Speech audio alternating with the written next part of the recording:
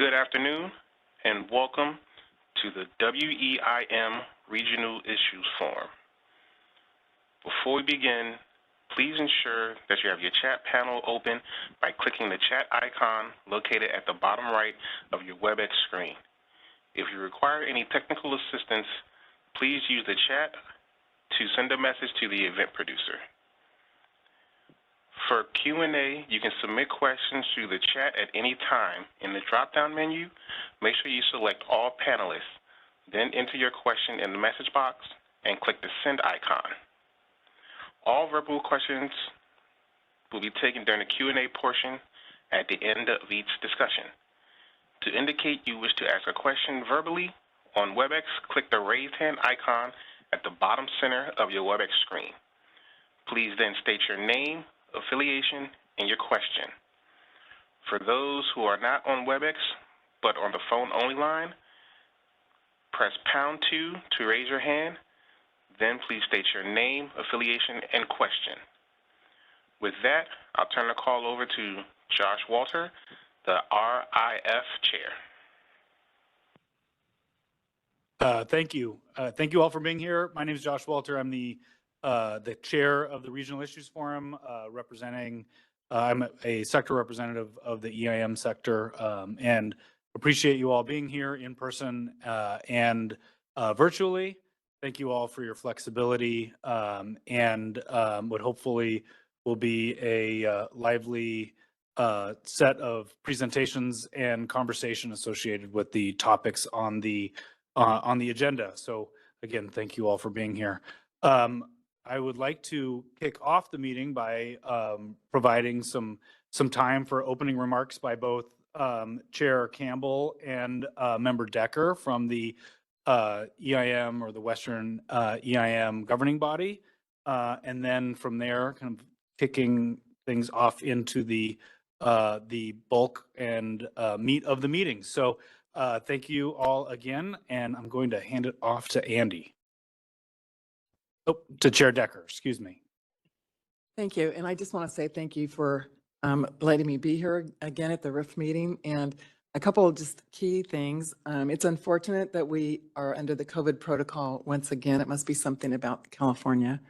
But although I do say that it's happening across the United States, so I think it's a good reminder that it was going to go into the holidays thinking about groups of people and being careful with our own health.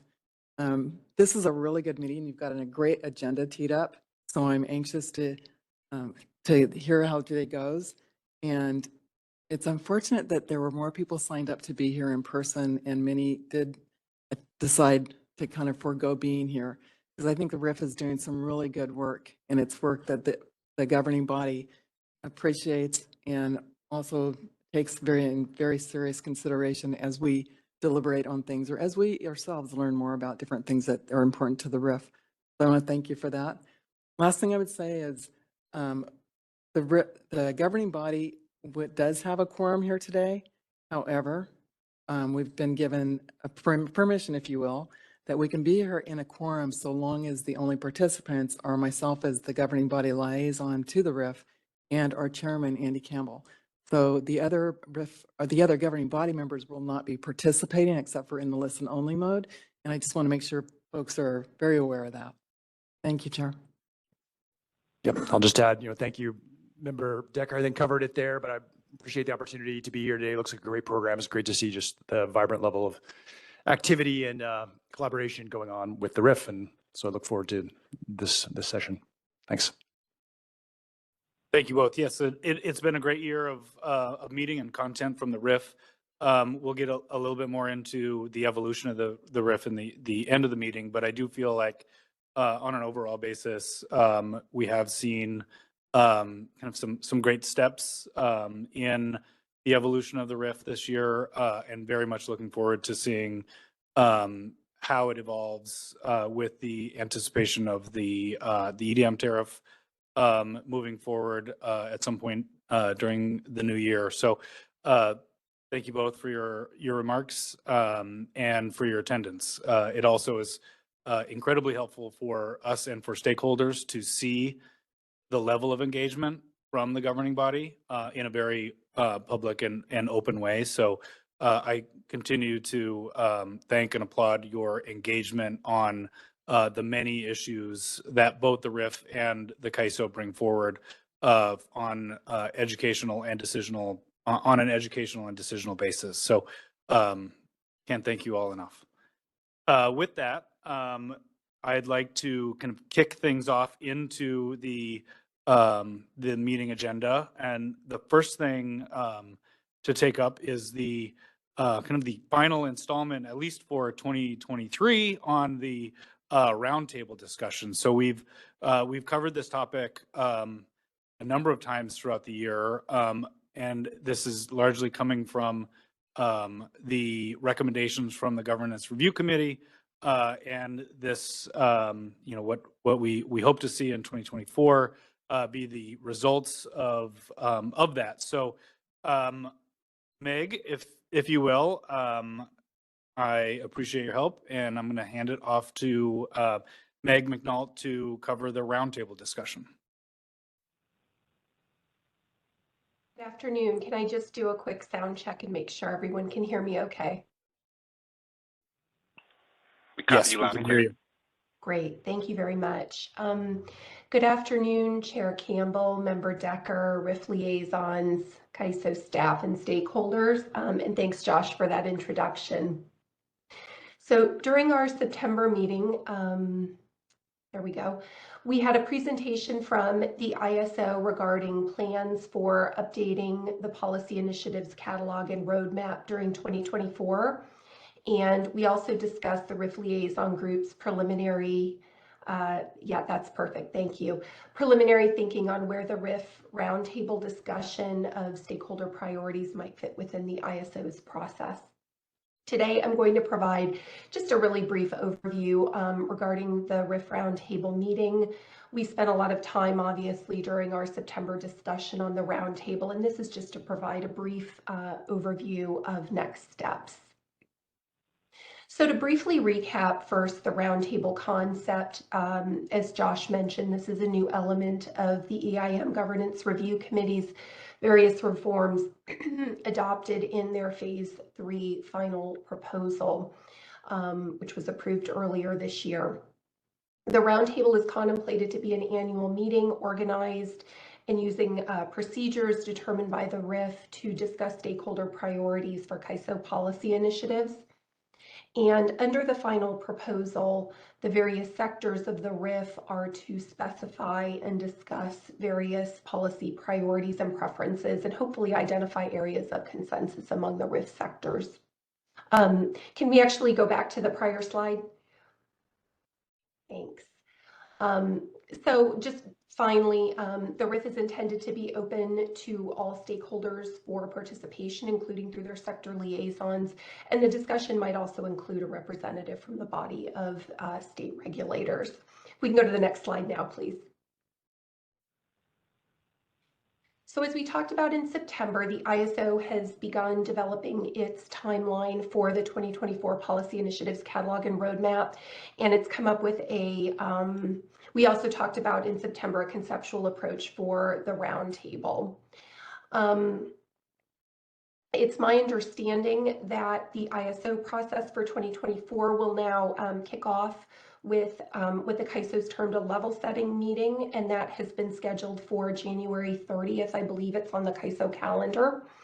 And that's a CAISO conducted meeting, obviously, but it will start the process for the catalog and roadmap update in the coming year.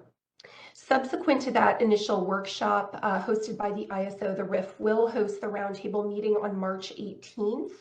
The meeting is likely to be in a hybrid format, so it will be in person with web participation available as an option. We obviously encourage in-person attendance to ensure robust participation by stakeholders and a good discussion.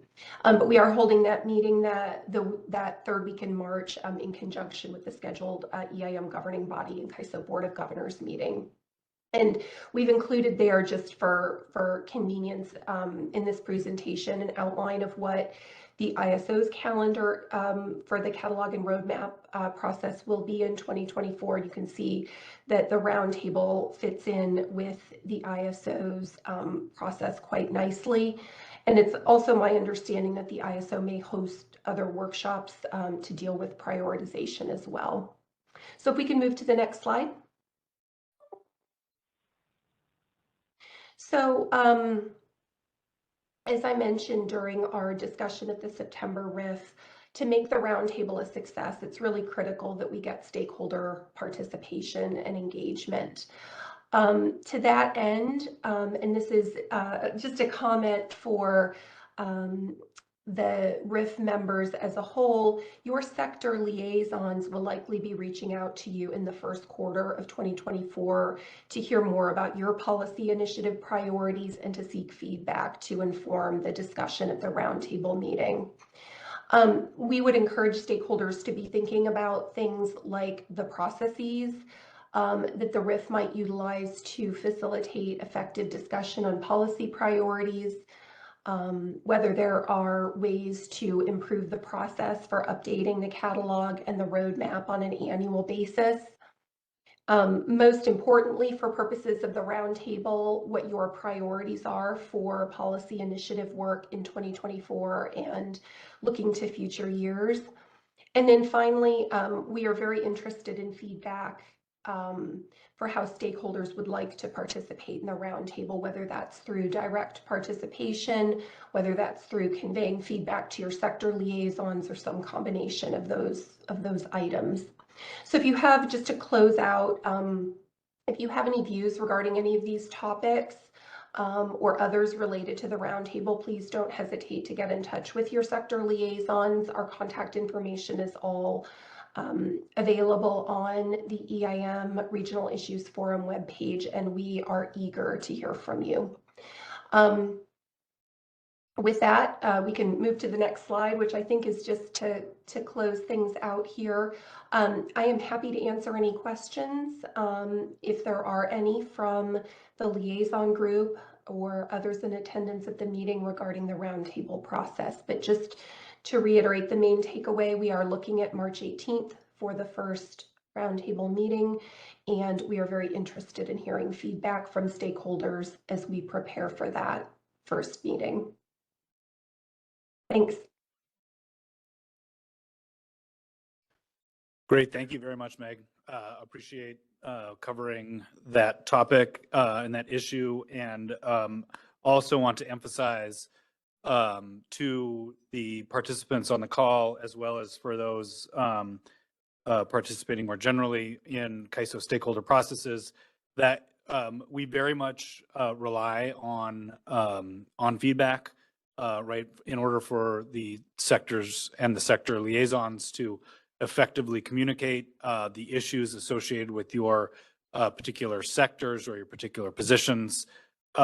We rely on input back to us in order to help kind of form opinions and also provide input to the governing body and even to CAISO staff. So very much want to echo Meg's request for additional feedback on this particular issue, and do believe that the roundtable process generally will be a positive opportunity for continued stakeholder involvement and engagement in CAISO stakeholder processes. So please reach out to your sector liaisons. With that, let's open it up to any questions. I don't see questions or hands raised in the room, so maybe turn it over to any questions on online, either in chat or use the raise your hand function, please.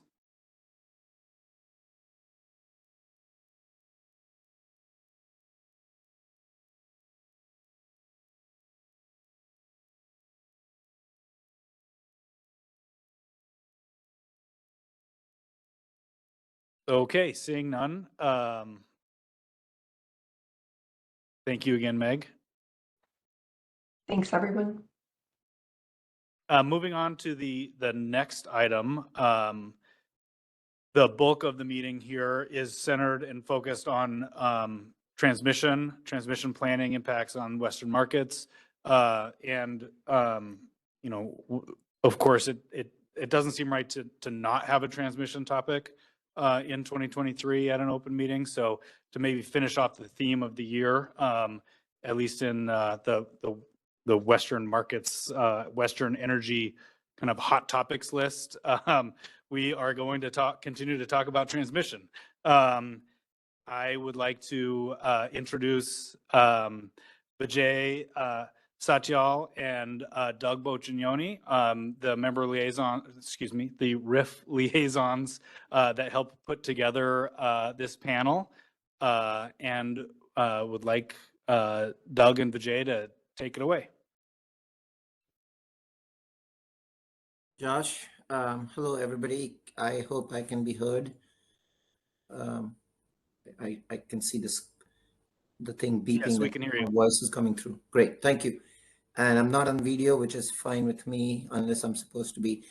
A very big thank you to everybody for attending this RIF meeting. And I think Josh has said this correctly in that with so much happening in the transmission space, it was kind of feeling a bit empty if we were to move on to 2024 without a bit of a touch on transmission, especially when two initiatives have come into play, or one is just completed, one is just starting off. So without much ado, I just want to kick it off. And my colleague Doug Boccioni and I helped propose this panel. So we are responsible for it. And we have a very big thank you for our panelists in each of our panels and the respondents in each of our panels. For those who may not know me, really quickly, Vijay Satyal, I am the public interest sector liaison to the RIF for the last 3.5 years, I think, touching 4, and it's been a pleasure being on the RIF. I'm just setting I'm setting the landscape from my perspective, and then I'll give it to Doug really quick, and then I'll take it back over to touch upon our panel and introduce the speakers very quickly, and they'll introduce themselves more in detail as they speak. Very simply, in light of high anticipated load growth that many of the utilities across the West, whether you're public power, whether you're municipal, whether you are investor-owned utilities, all the types of utilities are projecting high levels of load growth over the next 15 years. All the utilities are also dealing with a large number of clean energy projects that need interconnection, or projects that have been approved but yet not on the system. And you also have a reality in front of us about limited interregional transmission if we want to meet our decarbonization goals, or whether we simply want to just get clean energy on the system. Along this time, there is a renewed interest. Everybody's been talking about FERC Order 1000 and what it can do, what it's not been able to do, and what we want it to do. So from all perspectives, we have an industry-wide, policy, regulatory-wide, and a larger realization that there needs to be a little more thinking around better planning and exploring different cost allocation frameworks, if not detailed formulas, on how to promote more investments.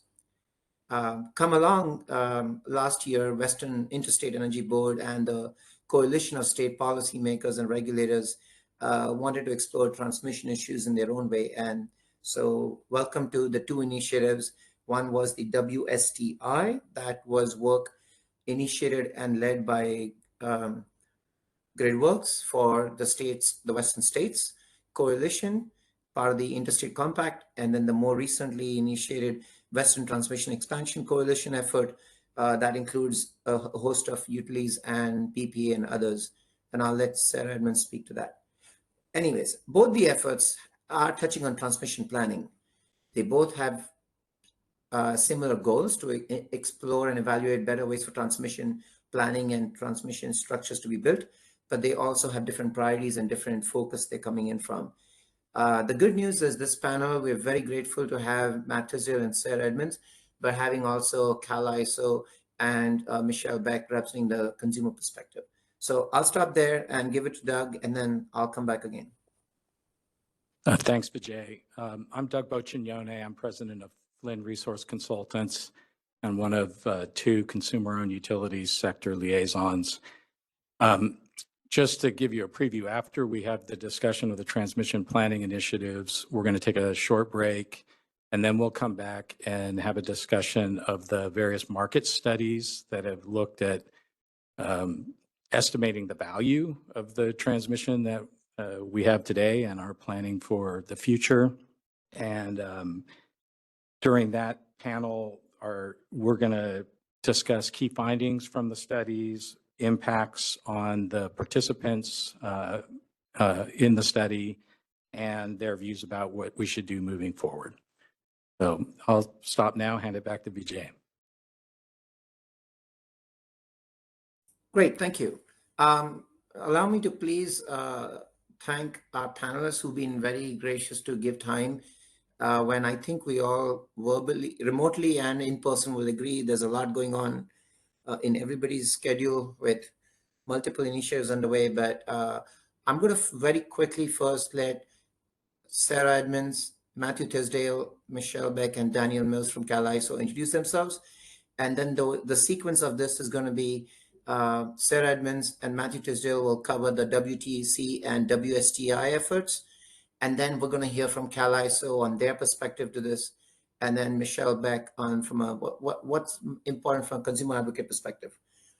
One last quick thing I would like to bring up is in the past, we've had many of these presentations and forums where we highlight important trending events, but we've never really grappled with the response from other sectors. So I thank Michelle for being there, and I may represent the public interest perspective with 1 or 2 questions or comments, but we hope to have a new beginning next year on some of the trending issues to have response panels. So thank you, Sarah. I'll give it to you first, and then we'll go with Matt, if that's okay with Matthew and you. Thank you. Hi, Vijay, do you just want me to introduce myself or go ahead and get right into it? I think if Matthew, you don't mind, we can, unless there's a specific preference, you can go right into it with your introduction, and then we can go to Matthew with his with the WSTI. Great. Thank you everyone for having me today. Sorry I couldn't be there in person. My name is Sarah Edmonds. I'm the president and CEO of Western Power Pool.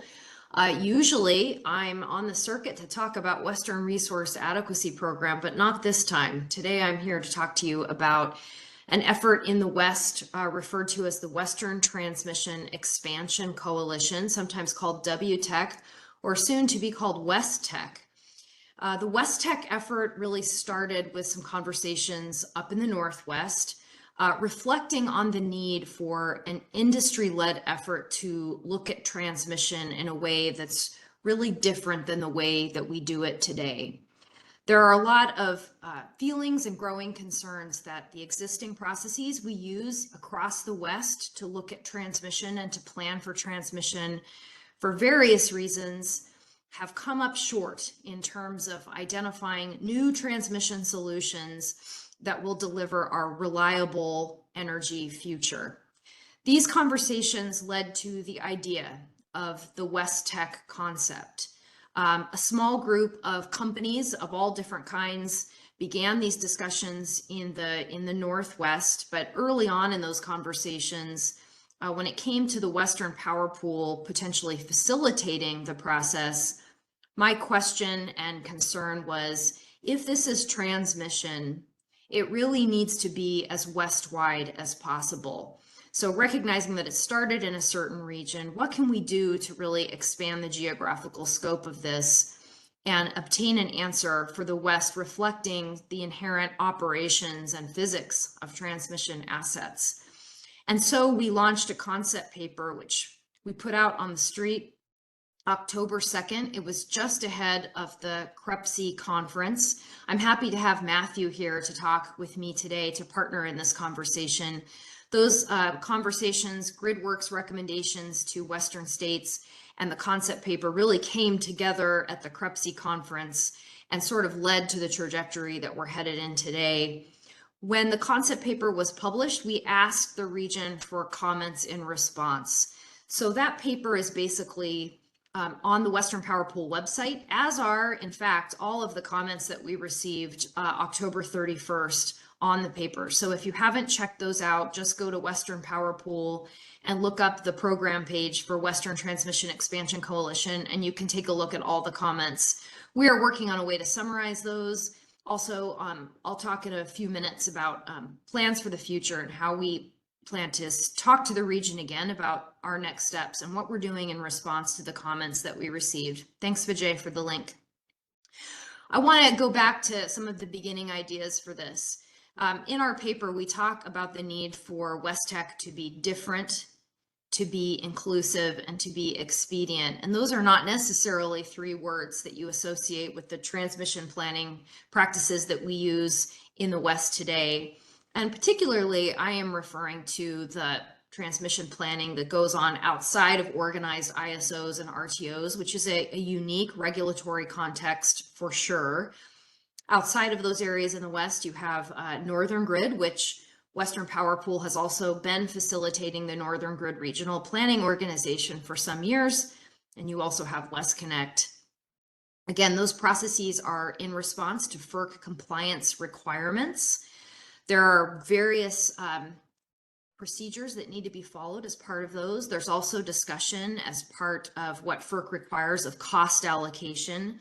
And as I observed before, for lots of reasons, those processes have not resulted in a lot of new ideas in the space. And so we asked ourselves, what could we do here to really free up our creativity and our ability to take a holistic approach? And we decided that together a group would form, and really the paper is a solicitation of interest for that effort, to put together a forward, future-looking transmission plan, 20-year plan, that is structurally built from the top down, so it's reliability and policy oriented.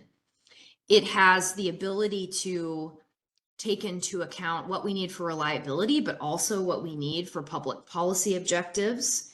That it would be, again, different than the way we do things. It would be very inclusive in terms of who would be at the table from the earliest days, and that we would do everything we could to be expedient, to move as fast as possible.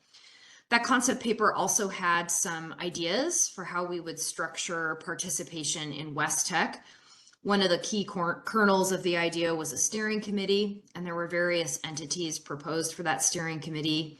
There was also to be a technical task force, as there often is. And then finally, a regional engagement committee, REC, which is planned to be a stakeholder advisory committee, advising the steering committee, advising the technical task force.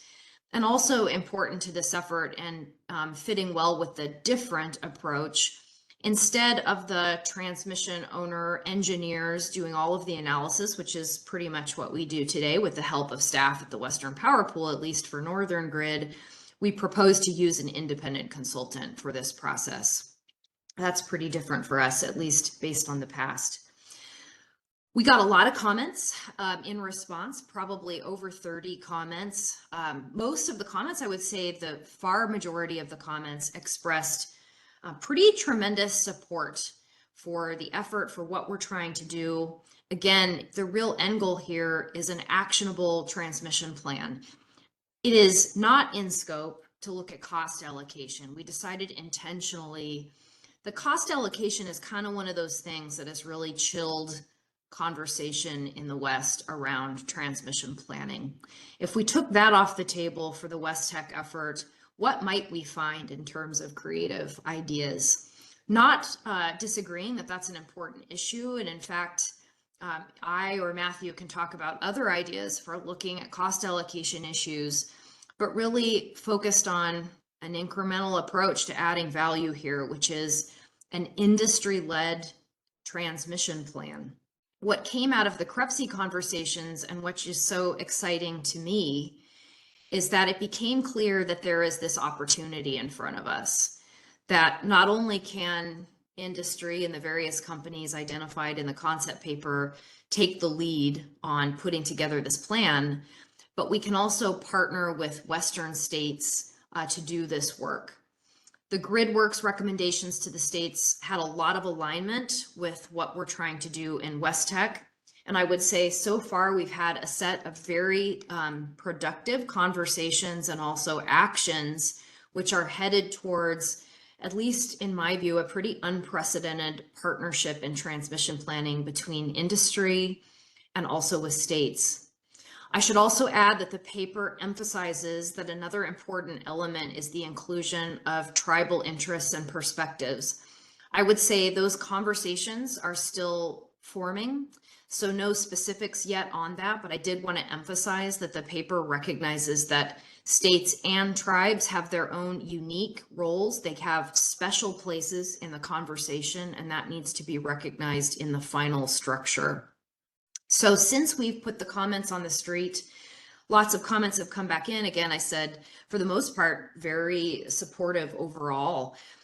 Certainly a recognition and a request that we improve the geographic diversity of who is involved in West Tech. And I will say to you that I have been very busy on that end, talking to interests all across the West. Of course, one of the chief concerns, at least in my mind, with the transmission study is that you have to have really good inputs to get really good outputs. At least at the start of West Tech, I have a lot of the northern grid transmission owning utilities, but because it started where it did, not so many from the West Connect, the mountain or the desert portion of the footprint. And so I have been actively having very productive conversations with transmission owning utilities across the West, the desert and the mountain, and I have many more conversations yet to go. So the concept paper truly means what it says. Our intention is this is a West-wide effort, and we're looking to improve that. We've also had a very productive partnership so far with the Interwest organization that is helping to support this effort, making connections for us, facilitating additional conversations in that part of the West. So again, improving geographic diversity, that's something we're working on. Another theme in the comments we received is that there is a lot going on in the field of transmission studies and efforts right now, more so than any other time I've experienced in my career. And it's hard to make sense of all this. There are a number of other studies that have either come out or underway. Some that come to mind include various studies by U.S. Department of Education, Pacific Northwest National Labs, GridWorks, Grid Labs, Energy Strategies, Connected West study. WEC is required as part of congressional mandate along with NERC to look at interregional transfer capability. So with all of this going on, it is a natural question to ask, how does West Tech add value to this regional narrative on transmission? And I would say our goal is harmonization. How can we work with the sponsors of these other studies to understand how to leverage data, how to leverage scenario assumptions, how to potentially partner with some of these organizations so that at the end of the day, we have something that's adding value to the conversation around transmission. Certainly, I would say a distinction or a value added to the West Tech effort is who is a part of it. Again, broad coalitions of different sectors of industry with the potential for very strong partnership with states and inclusion of tribes. An effort like this from the ground up is not one that I've seen before, and I have a lot of optimism about its potential success. I would say that one of our goals for the coming weeks and months is to share more about where we are at with West Tech. We recognize that it's been kind of quiet from our perspective. We've been busy reading all of the comments, having a lot of side conversations with entities who've submitted comments, clarifying comments, seeing where we need to make adjustments to the West Tech effort. We are looking towards a public webinar in late January, and we're thinking January 29, breaking news right here, you heard it first, to have a couple of hours of a webinar where we can share back with the public all the different adjustments we're thinking of for the West Tech effort, including next steps. You may also have noticed we created an email distribution list for West Tech. It's simply an email address that you can email and ask to get on the distribution list. When I have a moment, I'll pop it into the chat, or if Vijay has it, he can help me out, I'm sure. And that's a great way to get information about what West Tech is up to, including details on the webinar that we are about to announce very shortly. Finally, I would say we don't know the outcome of all of this, certainly, but we have made application to United States Department of Education for funding to help support the effort. We partnered with the state of Oregon and New Mexico in that request. We were encouraged to submit a full application just recently, and we're putting really our shoulder to the grindstone to put together all of the details that are necessary to support a funding request like that, which could be very helpful for advancing the study and dealing with typically difficult issues like how do we share the costs of the study effort and the independent consultant. So again, a lot of favorable developments, but more details to come. Public webinar upcoming in January to learn more. And the email distribution list is a great way to get in touch with us on any number of questions you might have, and also just simply to get on our distribution list. So Vijay, I think that does it for me. If Matthew's ready, we can turn it to him. Yes, thank you. I should have said at the beginning that we're going to go through the two presentations and then we'll take questions. But I do want to thank you, Sarah, for this super, very high level, but still detailed update on the West Tech. And I gave the email address in the chat box. Thank you. For those who may not have known Sarah Edmonds and you're new to this call, she's the president and CEO of Western Power Pool and has held many very variable and very valuable positions in many different perspectives from the UP's perspective. So, and understands transmission and fork and markets. So we're very grateful for Sarah being involved in this effort and leading it. I will next go to Matthew Tisdale, who has kindly and graciously offered to step in and speak to the WSTI effort. And Matthew, I'll let you introduce yourself and speak to this effort as well. Great. Thank you, Vijay, for that introduction. And Sarah, for breaking the ice. Thank you to CAISO, the EIM Governing Board, for hosting us here today. Doug, thank you for helping organize it. My name is Matthew Tisdale. I'm Executive Director of GridWorks. My calling here today is to give you a short overview of the Western States Transmission Initiative that we have been leading since April, and that was referred to there briefly by Sarah in her introductory remarks. The Western States Transmission Initiative is a partnership between GridWorks and CREPC. CREPC is the Committee for Regional Electric Power Cooperation, a mouthful. In case you're not familiar with CREPC, it is a club of regulators and state energy office leaders from across the West who get together to cooperate. They do a wonderful job speaking on their own behalf, and so I'm going to be cautious about speaking on their behalf here today and just offer the caveat that if you have questions for them, we will find a way to get those questions to them so they can respond. And of course, if I say anything they disagree with, I hope that they'll let us know. Next slide, please. So GridWorks is a nonprofit that convenes stakeholders and empowers them to work towards different decarbonization solutions. We work across a wide variety of issues. Our process is relatively unique. You can think of us as a cross between a think tank and a marriage counselor. We make a lot of recommendations, like you're going to hear today, that are very think tanky, but the way we get to them is through a convening and facilitation process. And in this case, a convening and facilitating of state energy office leaders and regulators who wanted to have a conversation about how they could cooperate on transmission. Next slide, please. And one more.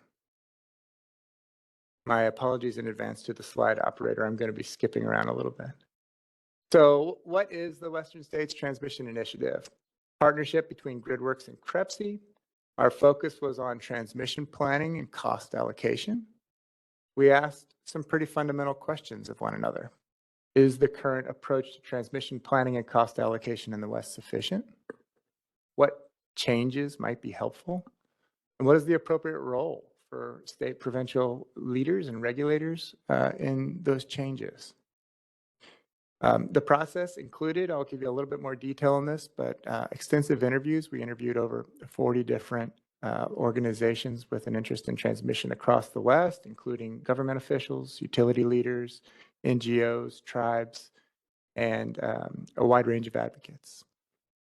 We included in our process 3 background webinars to help raise all boats on what is transmission planning and how does it get done.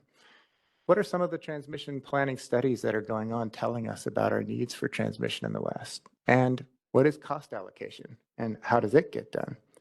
Those webinars are posted on our website and a resource to you if you haven't already had a chance to get oriented to some of those issues. Our process was ultimately aimed at creating recommendations by engaging CREPC leaders. And what I'm going to share with you today is the results of that effort. And this is a repeat presentation. We made this first at the CREPC meeting on October 3rd in Seattle. And then so I'll conclude at the end of my presentation with a little bit of an update on what's happened since October 3rd and where things stand. Please advance 2 slides. One more, thank you. Let's see, that's not the one I'm looking for. Next, let's go back. One more. There it is, thank you. So I want to emphasize that what emerged from this initiative was very much from and of the West. We didn't just sort of sit in a room and try to come up with good ideas and put them forward. Instead, we engaged both CREPC leaders and a whole bunch of stakeholders in what should be the recommendations and what should the regulatory and state energy office leaders do. So we began in April developing a shared problem statement and launching the initiative. In May, we invited all CREPC members to join the process. A small coalition of the willing began meeting together in May and in June. Through June and August, we gathered dozens of recommendations, a wide range of ideas from over 40, from interviews of over 40 different organizations with an interest in transmission in the West. Then the participating CREPC leaders spent time together through 3 facilitated meetings in August and September. And they took that broad net of ideas that was given to them through the interviews and started to work with the ones that felt most natural and applicable and useful to them. And they narrowed it down through the month of September to result in the recommendations we made in October and that we'll share with you again here today.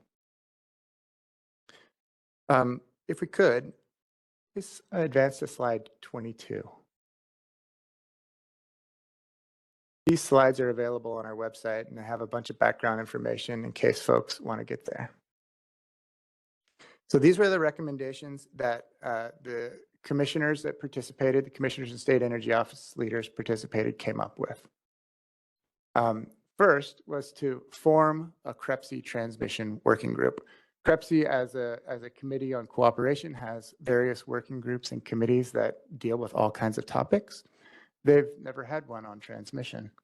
So it was an important first step to establish a forum through which they can converse and also conduct outreach to other stakeholders across the West about what are the issues and what do we need the state energy office leaders and regulators to be working on. So first was to establish a forum.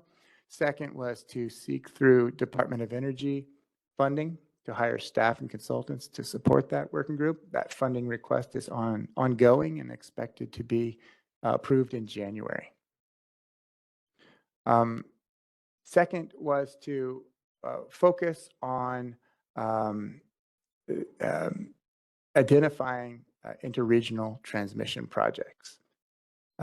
They agreed to try to pursue a study of Western transmission needs, to hire a transmission planning firm, to conduct an investment grade analysis of significant Western transmission needs, to identify potential major multi-state projects, and to, with DOE, explore the option of designating those corridors as national interest electric transmission corridors. But through this recommendation, the states would themselves go to DOE, secure funding, and then their own consultant to conduct their own study of what Western transmission needs may be. Next, and also very important, they agreed to use the working group to continue to facilitate and move forward on discussion of state transmission cost allocation coordination. I think that planning and state allocation are sort of planning and cost allocation are sort of a chicken and an egg here. It's hard to do the planning without understanding what is going to be the approach to cost allocation. And it's difficult to do the cost allocation to know without knowing what you're planning for. And so the states here are importantly putting on their agenda within this working group effort, developing their conversation and coordination around how cost of interregional transmission may be allocated across states.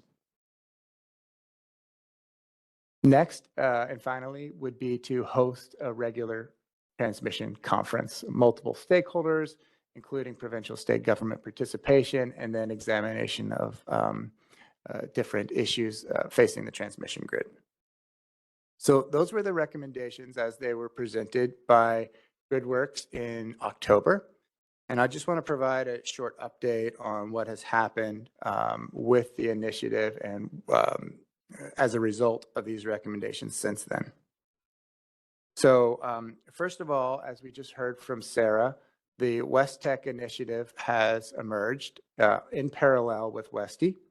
And we have been spending a good deal of time coordinating between the regulators and state energy office leaders and West Tech to answer what is one of the main questions that both of them have, which is how do states want to participate in the Western Power Pool's the West Tech effort?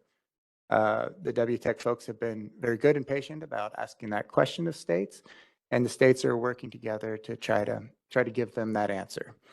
GridWorks is contributing to the states in their consideration of that question, led by our senior fellow, Rich Glick, who was a former chair of FERC.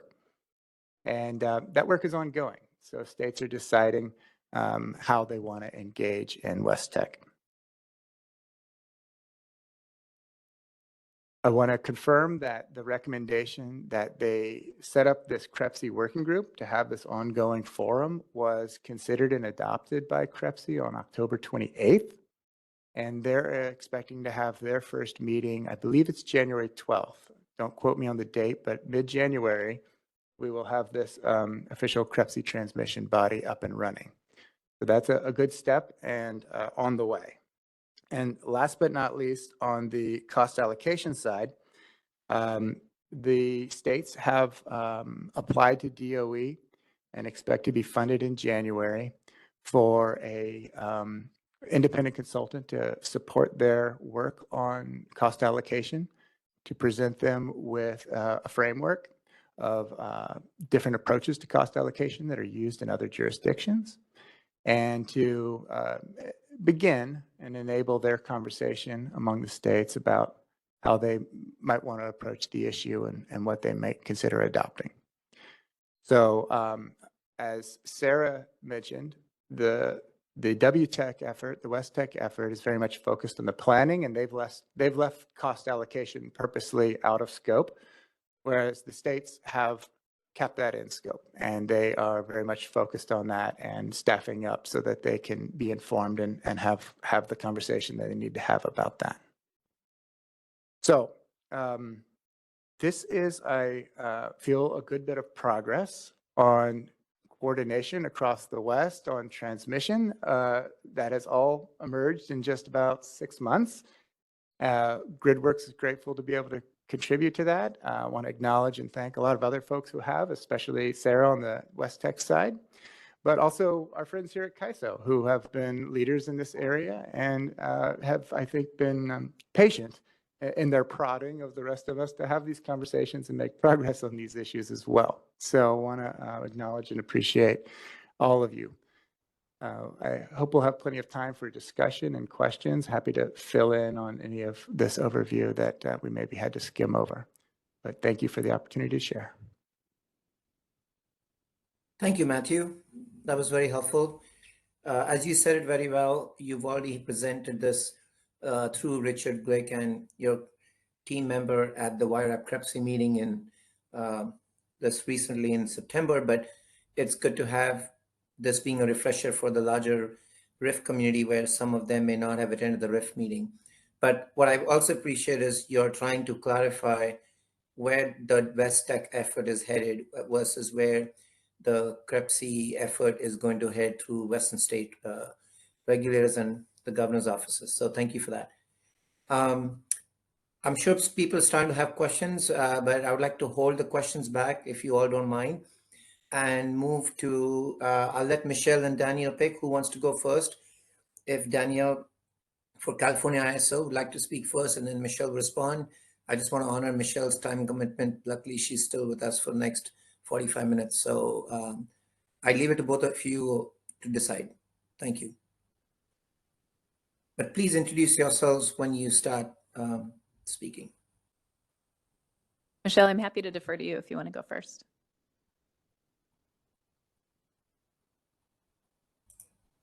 Let me check and see. Can you hear me okay? Yep. Okay, thank you. I will just jump in if you don't mind, because it's actually closer to 30 minutes that I have available, and I do apologize for that. So and I know that I have responses to the two presentations, and I probably don't have as much response to KAISO. So with your approval, I'll just go ahead. Is that okay, Vijay? I give you the approval with all the authority vested in me. Thank you. Thank you so much.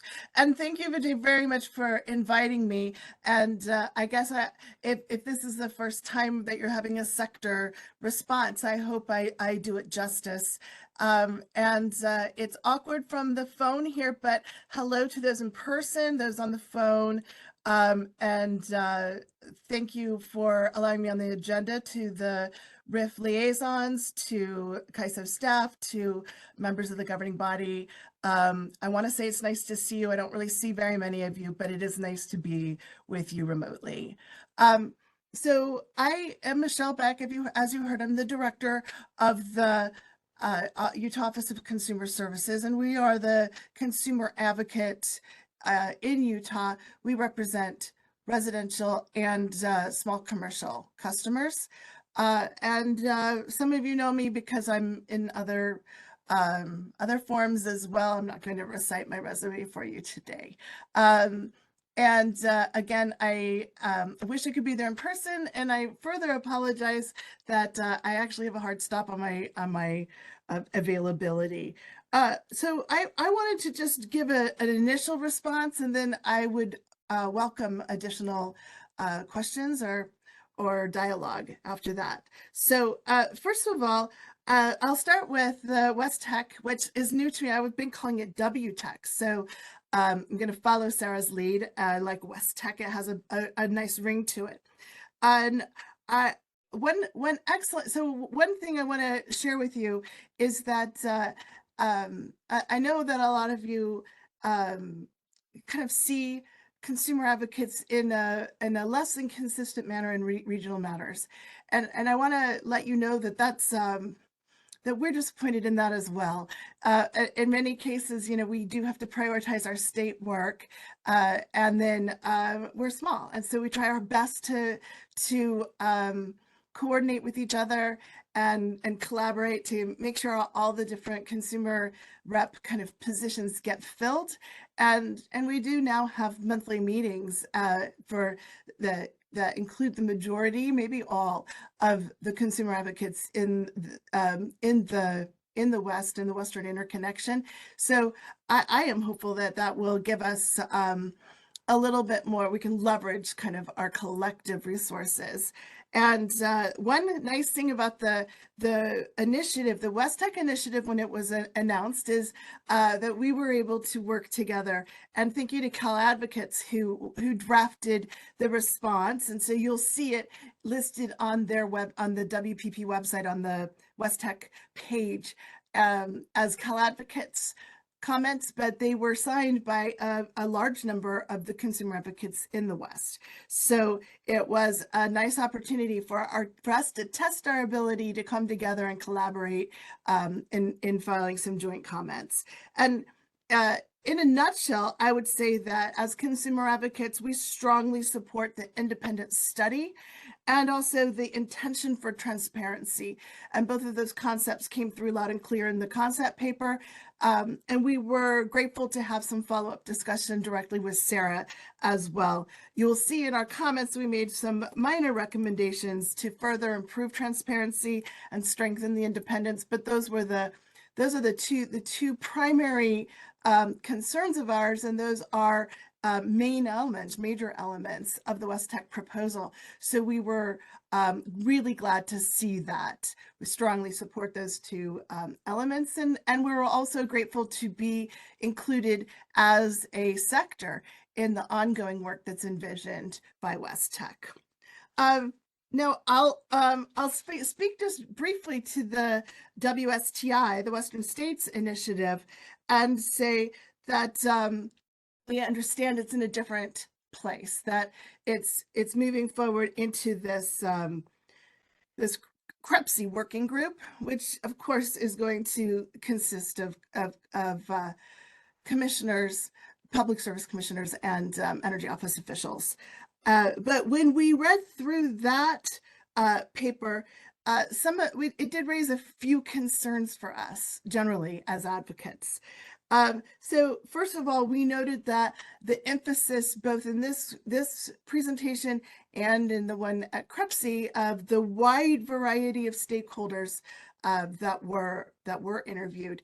But I just will note for the record that it did not include any consumer advocates, the official consumer advocates for each of the states. So we were left out on that scope. And then I will also note that in the final recommendation to host a Western Transmission Conference, there was a very long list of stakeholders to include there. And again, while public interest organizations were included, and one of our state consumer advocates is organized that way, it did not include consumer advocates. So I guess we're a little concerned and hope that we might be able to strengthen relationships with our, in many cases, our fellow state regulatory officials. And while I know that I'll acknowledge that we have a relatively mixed a mixed bag in terms of our ability to participate in the regional stuff, we are in fact in the vast majority of the state proceedings. All of our offices are kind of have automatic intervener status, and we're always there for things like certificates of need for new transmission and allocation of costs. Those proceedings are really some of our bread and butter. So we hope that we might be able to work a little bit more collaboratively there. I will also say that cost allocation, I don't have to tell you, of course, everyone in the room knows is tricky. But I think that you might hear a little different perspective from the consumer advocates, where we're very cautious about an emphasis on cost allocation and moving forward on that, especially when we may or may not be at the table there. In our view, sometimes that can be a euphemism for finding a way to get more people to pay for projects, for transmission lines that might be desired by only a subset of the folks involved. In our view, the focus really needs to remain on need. So we think right now there are many, and I don't know that there'd be anyone in the room to disagree with this. There are many, many drivers of pressures rates, things that will definitely increase our need for investments, increase our rates. And so we do believe that it's important to keep that focus on need. Now, that is not to say we oppose transmission development. We absolutely support the development. We want safe, reliable, affordable system. So we just want to make sure that we're doing it in a careful and orderly way that continues to stay focused on need. So again, just to do a quick sum, we have a strong support of that independent and transparent process. We are a little cautious about the types of benefits that might be included in future cost allocation calculations. We also are looking for a robust method to evaluate all types of transmission alternatives and non-wire alternatives as well, just so that we can have the most efficient and cost-effective system for customers. And finally, I just want to reiterate, we have a really strong interest in these issues. We try to come to the table as often as we can, and I always appreciate when we get invited to the table. So Vijay, I know that's pretty short, and I want to be available for questions, and hopefully I've allowed enough time so that Kaiso can go and you can still take questions from the room. But thank you again for inviting me to this table, Vijay. I really appreciate it. Thank you, Michelle. Short is sweet is still good, and we want to keep some time for questions. And I have one question for all the three of you, so we'll go with that later on. Danielle Mills, please, if you don't mind helping speak to the CalISO perspective, being one of the grid operators, and the EIM is part of the CalISO framework. So thank you, Danielle. And thanks, Michelle. And thanks, Vijay, and thanks to all the members of the Regional Issues Forum. It's great to be here with so many impactful voices from the West on an issue that's important to all of us, transmission planning. So we at the ISO view transmission planning as being, especially West-wide transmission planning, as being really critical to resilience and reliability for our own system. But it's also an important way for us to ensure that we have improved regional diversity in terms of both geographic location and resource technologies, and also really important as we think about decarbonization of our economy and the transition to clean energy. So if you can go to the next slide, please. I think a lot of this is really just context as we start to talk about the interaction between transmission planning and markets. But for some familiarity, with the ISO's system, our recorded peak demand is just over 52,000 megawatts. We serve roughly 80% of the load in California, plus parts of Nevada. And then we also have, broader coordination frameworks in place throughout the West. So the Western Energy Imbalance market, of course, serving or operating in 11 states and parts of Canada, and the reliability coordinator, CAISO's RC West, which provides reliability services to 42 balancing areas and transmission operators. So there are different layers here. And if you go to the next slide too, this is all, of course, outside of an RTO or ISO framework, but there is one coordination framework for interregional transmission planning approved by FERC under Order 1000, which basically encourages exchange of information and scenarios between these three planning regions. And Sarah touched on a lot of this as well.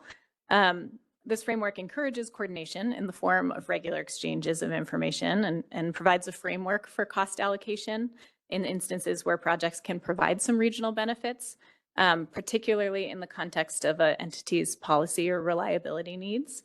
And the framework exists. However, we haven't really figured out how to leverage it. And I would say even beyond that, the cost allocation provisions and some of the concerns around Order 1000 around loss of control for cost allocation create some reluctance from the planning regions to participate. And as such, we haven't seen any interregional projects move forward as defined by the tariff. So there are limitations here. It's suboptimal, but this hasn't prevented the ISO from moving forward with proactive transmission planning across the West and reaching outside of our system to think about where there may be opportunities. Next slide, please. So this is an example of some of the proactive planning that we've been thinking about. The ISO's 20-year transmission outlook and 2022 transmission plan identified the need for interregional coordination and to look deeper into the ISO's current approach. In May of this year, the ISO Board of Governors approved the 2022-23 transmission plan, which had, I believe, about 45 projects with a total of $7.3 billion. In particular, the project approved transmission that will enable over 4.5 gigawatts of out-of-state wind to provide power to California. And this is from Idaho, Wyoming, New Mexico, and it's also enhancing some of the corridors within the ISO to enable that generation, as well as southeastern Nevada and western Arizona. So our annual transmission planning process kind of ensures that we have continued progress and development, but then we also do a 20-year transmission outlook, the first of which was completed in May of 2022. And this provides us with an opportunity to look farther out into the future, incorporating not only reliability needs or anticipated reliability needs and what else is on the system, but also thinking through policy objectives as well and future demand scenarios. So this 20-year transmission outlook has provided the ISO with an opportunity to kind of to check in with every annual transmission plan that we do and make sure that we're on the right course for our longer term needs and objectives. Next slide, please. As I mentioned, the ISO's 2022-2023 transmission plan identified significant need for new transmission to access out-of-state renewables. And we've been looking for opportunities to do this and thinking creatively about ways that we can have some of these discussions with other entities outside of California, with the limitations of Order 1000 in mind. Next slide, please. So in order to have some of these conversations, we do coordinate West-wide transmission planning on multiple tracks. Sarah, again, touched on a lot of the different studies that are out there, all of which we're participating in, and in some cases we have an opportunity to review those and provide input. There are many, and the list is growing. We're also able to have informal discussions with some of our peers in transmission planning and have creative bilateral efforts and discussions to advance projects. So we've also advanced and are waiting for a response from FERC on the subscriber participating transmission operator or transmission owner approach, which we're exploring with Transwest Express as an opportunity to bring some of that rich out-of-state wind into California. And then there are several processes that we monitor and engage in that are exploring process reform. And so I didn't quite know where to put the West Tech effort and the Western States Transmission Initiative, but I think they're both, they both fall into a couple of these categories. But just to be clear and provide a little bit of a response, first, I would say that the ISO is very supportive of both efforts. And I think it's great that there's an effort to seek alignment between both the Western Transmission Expansion Coalition and the Western States Transmission Initiative. We think, there's clearly an opportunity here to optimize the way that we do West-wide transmission planning, and the ISO feels it's really important for us to be at the table, providing our input and some of the lessons learned as we've expanded our approach, and also participating in those discussions and seeking opportunities for new transmission across state lines. Next slide, please. And just a few final thoughts. First, I think both efforts, both WISTI and the West Tech effort, provide a really important opportunity for effective dialogue. Forums like this as well, the Regional Issues Forum, provide an opportunity to enhance this dialogue and to work together as we think about how markets are developing as well, and gives us an opportunity to build trust across the region as well.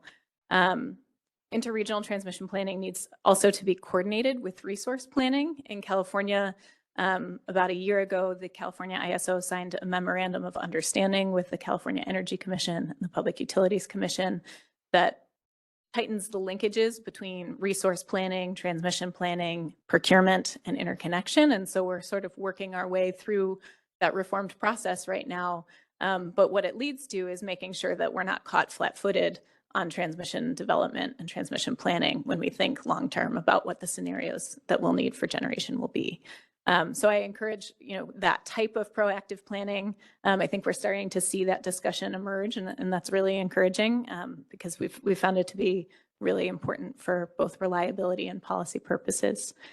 And then, on cost allocation, those discussions, they're really difficult. Discussions around ratepayer recovered transmission facilities have been challenging under Order 1000. And we need to have the cost allocation conversation. And in the meantime, we're trying to think creatively about how we can have bilateral arrangements that lead to shared benefits across the region and also appropriately shared costs. So having a broader framework in place, I think, would be really helpful. We are exploring funding options, and I think it's great to hear that both of the efforts are as well, and we're here to support that. And we also want to make sure that we're bringing that creativity and that flexibility to these other forums and trying to think through new opportunities that may exist out there as we broaden the amount of voices and interests at the table. So as I said, we're supportive of any effort to really expand this conversation. The limitations of transmission planning in the West are real, but that hasn't held the ISO back from trying to do as much as we possibly can, because we do see the importance of getting some of this transmission plan and thinking really holistically and long-term as we move forward. Thanks. Danielle, thank you for that, and putting a bit of a CalISO perspective on where you are and how you are looking at the interface or the interaction between the WestTech and the WSTI with where CalISO is. I think what is more interesting and helpful is knowing how CalISO wishes to balance existing CalISO transmission planning obligations in terms of how a market is operating with merchant-owned transmission that's coming in. So that's refreshing and healthy to learn. Thank you. Okay, so I think we're at that point where we can have some fireworks. I'm kidding. Many of us are remote. I am calling in as well remotely. I'm sorry I couldn't be there in person, but I wanted to kick this off for the next 20 minutes at least. We have a good amount of time, but we don't have to use the entire rest of the hour. But one of the things I think Josh may have touched upon is we do want to make these two panels very interactive. So the way this is going to work is I will pose one question only. I'm limiting myself to one with Matthew and Sarah. And then I would like to open up to the RIF liaisons and the participating and the non-conflicted EIM governing body members to ask any questions. And then we can go to the audience. Question for Sarah, please, if you're still hopefully online, is in the document, you do talk about the scope. And by the way, on behalf of WRA and public interest organizations, we have submitted comments, and we really commend this effort. And I'm really grateful for you helping lead this charge. You do in the document, you as in the WestTech effort, refers to the scope to include a plan or develop a plan. So if WSTI will take the burden of identifying cost allocation metrics or framework, what do you see as the endpoint of coming up with a plan in terms of this regional engagement committee, the technical and the steering committee? What is the state of affairs with the endpoint of that being a plan? I was just curious. Yeah, thanks, Vijay. So still have work to do on a specific detailed technical scope, right? What's in the concept paper remains pretty high level, but it definitely talks about this actionable transmission plan. So let me put a little more contour around that. We aren't touching cost allocation. We aren't part of a cost allocation federal tariff, but what we are trying to do is create an industry and state and tribal partnership output with what I'm calling a high confidence factor. So in a lot of discussions over, honestly, years, but specifically the last year, one of the things that's frustrating to some regulatory perspectives is not necessarily knowing if the justification that's being used for this transmission project or that one has the full picture. And that can result in regulators with a lack of confidence, a lack of transparency as they're navigating which projects their regulated entities should move forward with and may ultimately end up in customer rates. And so this effort is really about creating that plan, which will presumably identify a set of transmission projects based on the inputs that we put in it. Those will be the outputs, with this partnership between industry and many other stakeholder types, high engagement, high amounts of inclusivity. And then there we are, there we have this plan. And what may happen to it after that is not something we are specifically taking responsibility for, but what we hope will happen is that, like what you see a lot in the West, one or more entities that wish to move forward with all the other hard steps that are yet to come, permitting, siting, construction, the many, many years that that can entail, that they would feel themselves more confident in pursuing a project, finding financing, dealing with all the difficult challenges ahead on building transmission in the West if they had this high confidence factor transmission plan behind it. And so that's really our hope. I think with the states, that's their hope as well. But in terms of what they may do, the states, on cost allocation, I think there is a nice harmonization potential there too. While the West Tech effort will not apply explicit cost allocation outcomes, it will have to discuss benefits. And we have talked in the West Tech effort about, taking a broader view of what benefits might be than what we do in the Order 1000 context. And so it's a pretty close neighborhood to cost allocation, but we will stop short and not touch cost allocation. But if the states want to look at cost allocation, and my understanding, and maybe Matthew could speak to this, is that there's also a lot of education that needs to be done. Regulators have different starting points on an area that can be very opaque, transmission cost allocation. And so there's a lot of education and understanding. Maybe there's hypotheticals of cost allocation that could be applied to projects identified through West Tech. I think those details remain to be identified or defined specifically, but that opportunity is out there. And maybe Matthew, you could weigh in on your thoughts.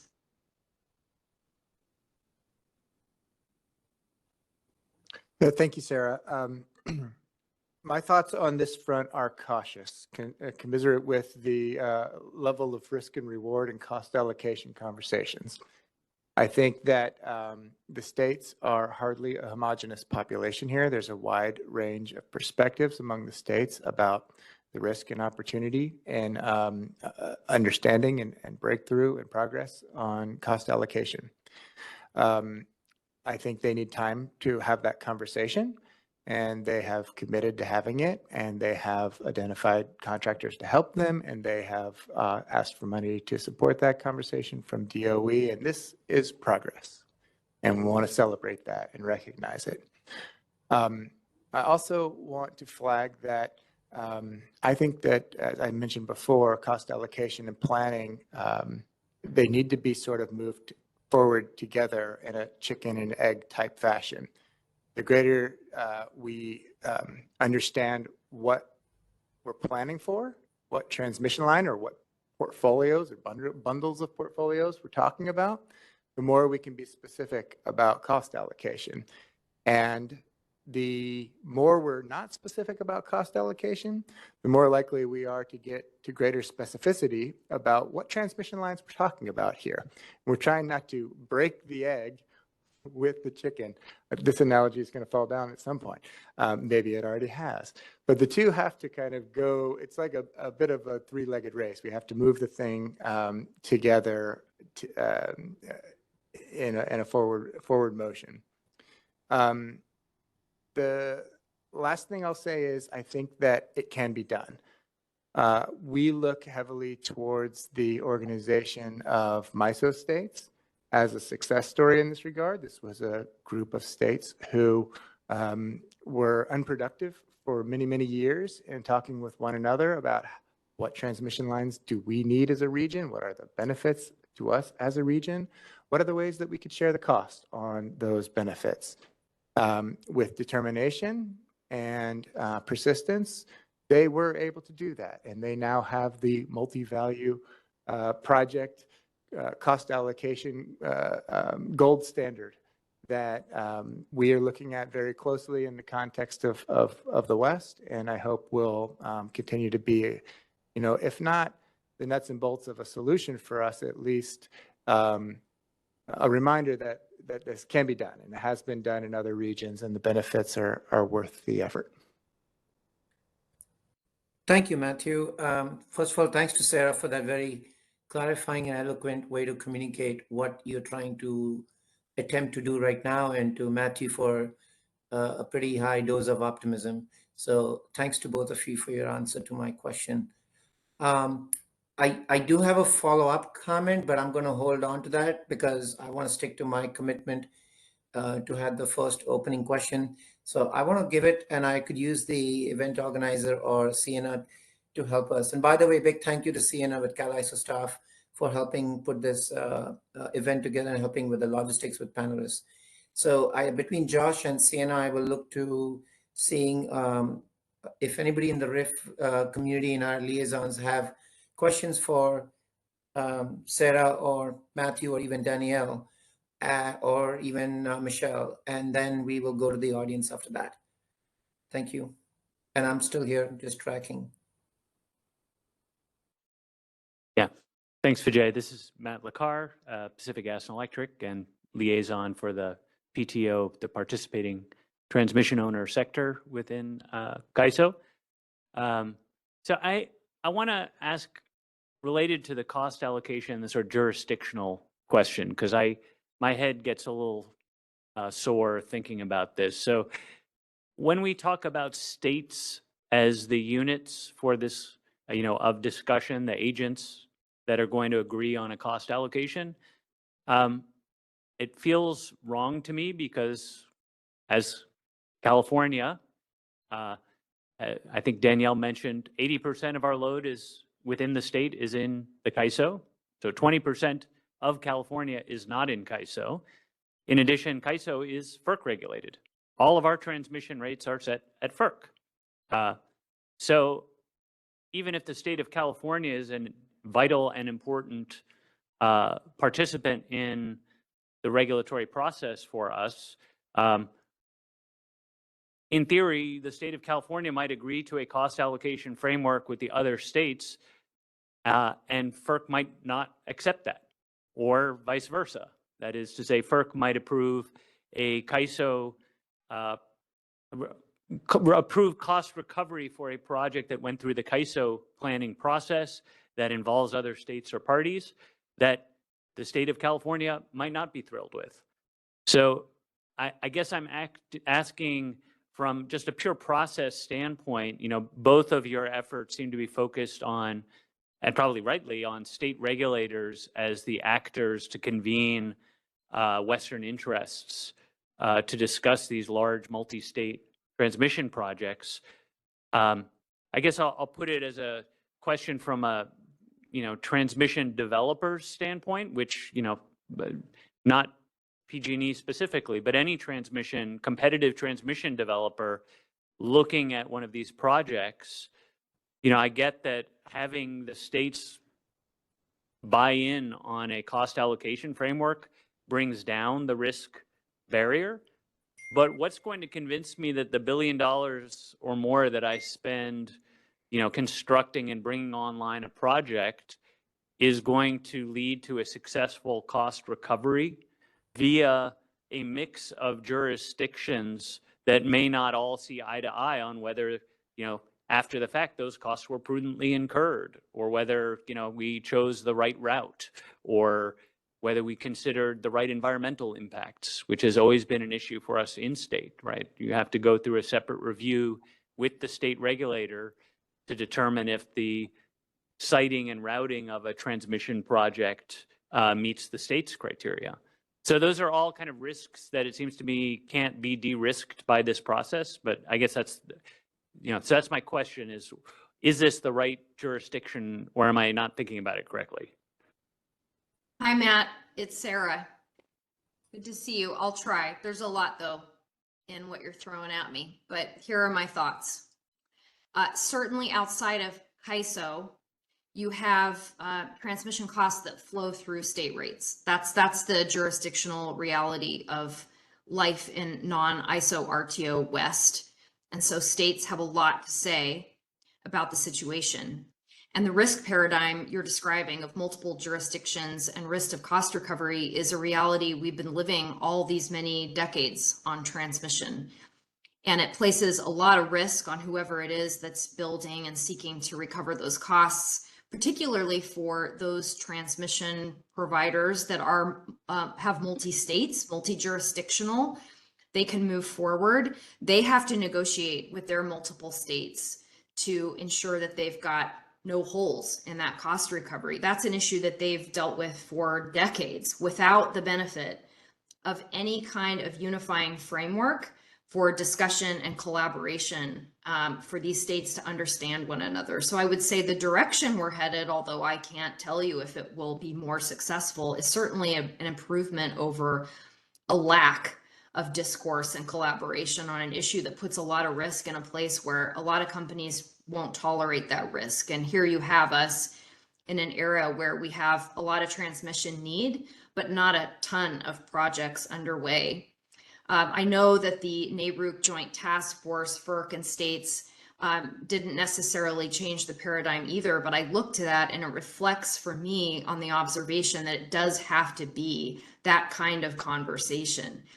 I would also observe that even those kind of collaborative discussions, creation of a place for that conversation doesn't include the issue with public power and making sure that transmission costs are also, that there's a conversation about public power's role.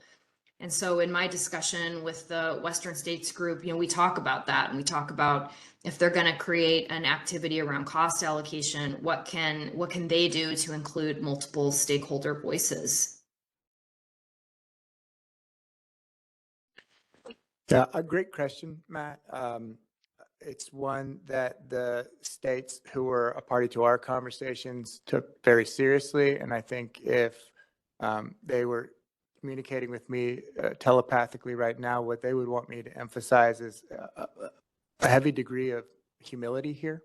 They understand that they're not going to go out as state regulators and build transmission lines, that the utilities need to do that. And they understand that EPA, for example, is not a FERC-regulated entity. And there's many other like that who would not follow a FERC or be subject to a FERC policy on this. And so I think it may be fair to summarize all this as, the states leading on cost allocation is probably the worst forum that we can think of for developing a cost allocation, except for all the other ones, because all the other ones haven't worked for 20 years either. And so we want to see some leadership as a region. We want to see somebody taking the bull by the horns and raising hard questions and talking and listening, really listening to what the sensitivities of what their counterparts are in other states, what their counterparts are in utilities, what their counterparts are in non-regulated, non-FERC regulated entities, and seeing what we hear and seeing what we can develop out of that. And are there limits to what insights, conclusions are drawn based on that conversation? Absolutely. You identified a lot of good ones. But we feel it's time to do something. And so to their credit, the states are doing something, and we'll see where they get. Thank you. Thanks, Sarah and Matthew, and thanks, Matt, for your question. A quick note in the chat box, Michelle Beck has to leave, but if anybody wants to follow up, Michelle has offered her email address in the chat box. Thanks again to both of you for your response to Matt. Can we go to anybody else in the RIF liaisons if they have a question, or Yeah, governing thanks, body Jay. members, Decker, or go ahead. Yeah, this is Doug Bocignone. We've touched on the affordability question. I'm thinking back to when the ISO was formed in the late 90s, the access charge was about $1 per megawatt hour. And, I know there's a lot of concern that there hasn't been enough efforts to get more transmission built, but we've built a lot of transmission from the California ISO PTOs. And I think the high voltage access charge now is about almost $16, $15 a megawatt hour. And in the PG&E TAC area, the low voltage TAC is an additional $20 per megawatt hour, which, you know, we're sort of approaching sort of almost close to the cost of energy for some new resources. And you know, that's before building all this new interregional transmission that we need. So I guess my question is, how do we ensure that we get to a place where we're building the transmission that we need to deliver the new resources to load, but we don't like price ourselves out of the market? You know, we don't give people, and you know, people just say, forget it, I'm going off grid. You know, I'll find some other way to get my energy, or I'll move somewhere else out of the West. I'd love to hear Kaisa's thoughts on that, but I would just observe that the TAC has gone up, and all of the transmission, it's a real problem. All the transmission contributing to it has never been compared to, on a cost benefit basis, to Western interregional backbone transmission that could do the job in the place of it. So we don't compare in-state transmission development with Western regional transmission development that could be bringing power to those same places. And that this lack of a comparison and the lack of ability to see what the relative benefits are is a part of the problem. And I'm not going to sit here and say that if you had that comparison, obviously the TAC wouldn't have gone up as much, but we don't really know. Yeah, I'll just respond though. I think quite a bit of that transmission has sort of gone a long way out of the traditional foot. I mean, it's not just all within California. I mean, there's been a lot of sort of stepping out to other places, which has contributed to that. But, and I guess, like, are you also looking at the sort of local resources in that trade-off consideration in the planning process? Yeah, just a quick response to that. It is an area that we have to be sensitive to and watch. And yes, the TAC has increased significantly. I think there are a couple opportunities to maybe mitigate some of the increases. I guess before we get into the mitigations, though, some of it is also how we think of it and think about just the reliability need that we have for investing in new transmission or investing in maintaining or hardening our system. The cost of not doing that are significant. And I think we've seen that through some of the reliability challenges that we've had and some of the fires and things like that. So there's another side to that I think we have to be really conscious of.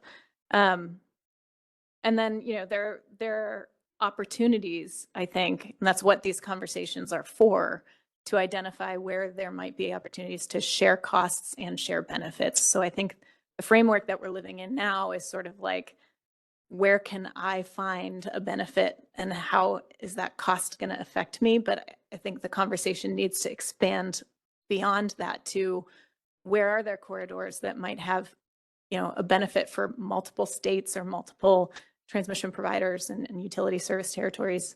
And that's what's sort of missing, I think, right now. And so as we do that, we may see opportunities to share the costs and share the benefits of these projects. So that's, you know, and there's a lot there. The details will matter, of course, as we get into the weeds on some of this. And then the last one is just that, you know, I think there was a desire to talk a little bit about markets here, and I think it's hard to do that in the abstract, but we do see benefit to our ability to optimize transmission over a broader market footprint or a unified market footprint. And that kind of gets to the opportunities for the shared costs and shared benefits. But right now, you know, we're not, other than within the ISO, we're not really in a position to look more broadly like that. Thank you. And thanks to Doug. Anybody else in our coalition of conspirators in crime wanting to highlight or raise any question or comment or Any of the Jay, it's governing body members? Andy Campbell. I have a question, if that's okay. Please go ahead. Yeah, so thank you, Sarah and Matthew. Question for both of you. So thinking about kind of why is this time going to be different than prior rounds of conversations? And I mean, some of the major differences now are these markets, West-wide markets and West-wide programs that didn't exist before. Of course, the energy imbalance market, the extended day-ahead market about to arrive, the Western Resource Adequacy Program. So curious thoughts on how those constructs and what we're kind of learning through them or will learn through them could inform discussions on both the planning and cost allocation side that y'all are thinking about. Yeah, I'll take a shot at it. Again, haven't gotten into detailed scope or scenarios, but I would say that in the early discussions with the technical folks we've gathered, and I don't know how you'll react to this, but they're really thinking about this as if we were one big Western single utility. So planning without regard to trying to prognosticate market footprint choice. So essentially the question is, if we were one big utility, take all the borders away, and we had our resources and our loads and different load scenarios and different resource zones, and then a set of scenarios, what do those outputs look like? Personally, I would definitely say I don't want West Tech to become an area for discussion or debate about market footprints. So we're taking a pretty thoughtful approach. It doesn't mean there might not be discussion about scenarios, but I couldn't tell you what those look like today. Yeah, same. I hope you won't take this as a dodge, Andy, but it's hard enough to get people to return your calls to talk about transmission. If you ask them about transmission and markets in the same sentence, they act like they don't know you. I think the benefits of greater transmission to our market futures, whatever they may be, are significant and probably well understood. Congestion is continuing to be a problem and a rising problem. And we were talking a little bit about cost before. We need to be mindful that there are real congestion costs. And so not spending money on the grid also cost money. And we want to continue to have this transmission conversation in a way that allows the market conversations to be productive. And at least so far, it looks like to me, keeping them in parallel, but not too tight, not too close is probably the most productive way to do that, and seeing where they both lead. I think they're two legs to a very important stool, but we need to kind of build them separately.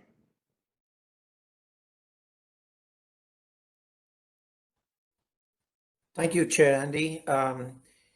Does governing body member Decker have any question, or anybody else in the room, or we can open up to the audience with the remaining 10, 12, 15, 10 minutes. I'd like to give the entire agenda 10 minutes back, but happy to use the full time if others have questions, please. So Josh, you're in the room, you have the Vijay. eyes on the ground. So Vijay, this is Anita. So I just have a comment, and I think Sarah's last comment about planning is if it's one west-wide market is critical. I think that should actually set the priority of what we need in the West, irrespective of where the market goes, but that should elucidate where we actually have the most need, and the effort should be put behind those needs. So I really, really appreciate that comment. Thank you, Anita. That's actually very true. I like that also when I heard that. Makes a lot of sense. There is also a practical realization, and the reason why I respected when the framing of this panel had a discussion between Doug and I about markets, and we felt we should try to not bring the markets footprint debate and discussion to color this. So thank you for that. Thank you. Josh, I'll give it back to you in the room. If there's anybody in the room or anybody in the remote audience wishes to ask any questions. Thanks, Vijay. Yeah, I think we're going to move forward with our break. Okay. Don't see any additional questions in the room. maybe one last look online or any questions coming from the audience. While we look at that, I do have a request and a big thank you to Sarah Edmonds from Western Power Pool and Matt Tisdale, because clearly both the efforts, especially Sarah, the effort you're helping facilitate is going to have a lot more work in 2024. So we're putting an automatic request for a debrief follow-up, maybe late in the summer or fall, to the Regional Issues Forum, because we would like to find the right way and time for the RIF to be able to give feedback and opinion as well. So just an option and an offer for you, and even to Matt Tisdale as the state regulators think of other ideas around cost allocation. Thank you, Vijay. Thanks very okay, much. so, oops, sorry.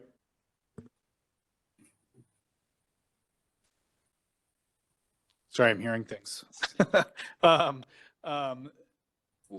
With that, we are going to take a break. We'll convene back at 3 o'clock, where we will continue the transmission conversation with a stronger emphasis on the market related conversation. So thank you all for the great conversation thus far, and see you all back here in 14 minutes.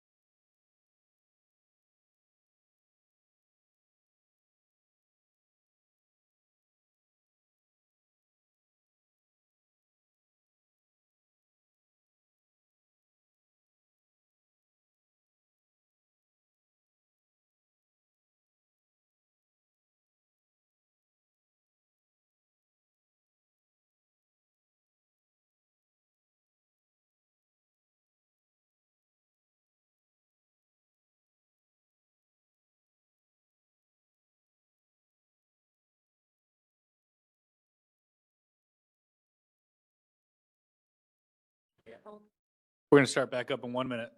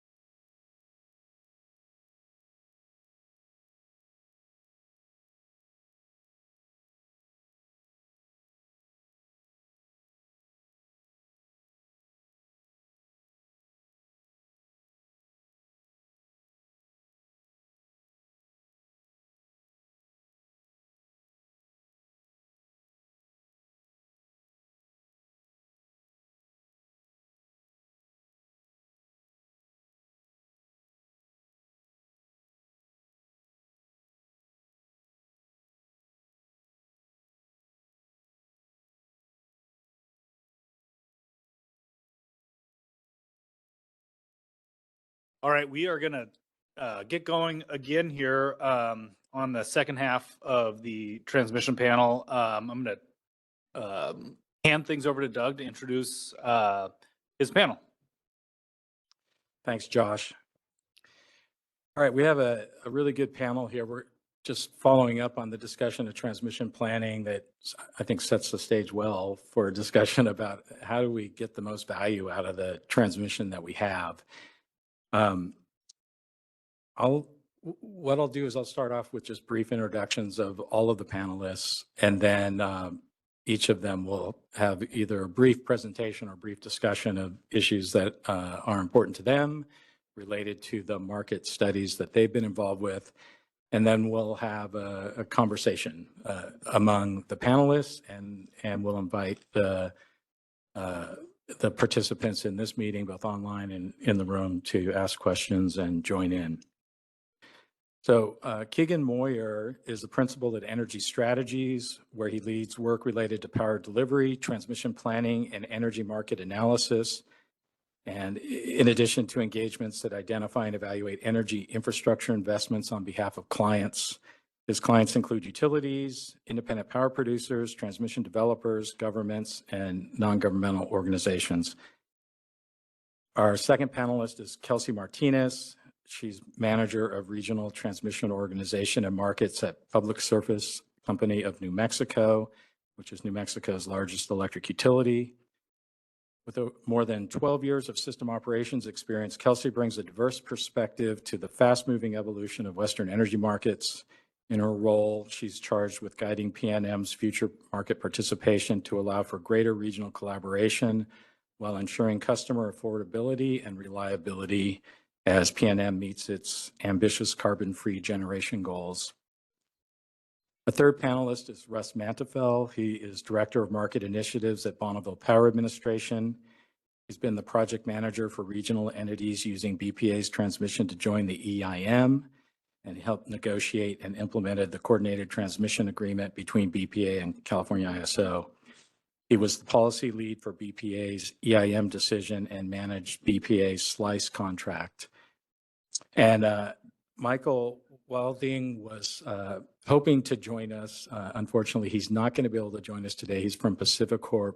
If we have time, I will sort of touch on a few of the slides that he had prepared for the meeting. We won't be able to enjoy the benefits of his expertise, but at least we can get the information he prepared for the discussion. So with that, if Keegan Moyer is ready, he can start up. Hey, Doug, can you hear me okay? We can. Thanks, Keegan. So thanks for confirming that. Yeah, so I'll just jump in here. Doug asked me to talk for a few minutes on some of our prior work. You'll see this right away. I don't have any slides, but if you're interested in anything that I'm going to talk about, there's a bunch of slide decks that are all very long that go into a lot of detail that discuss or present results and assumptions and approaches on a lot of the studies that I'll discuss.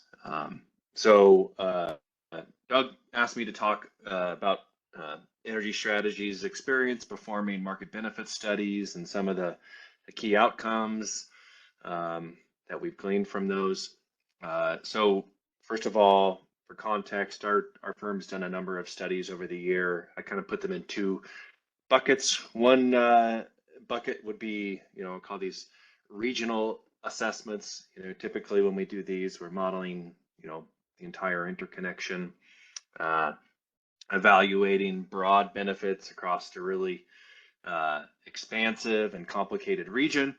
And then the other type is where we analyze the benefits for an individual system.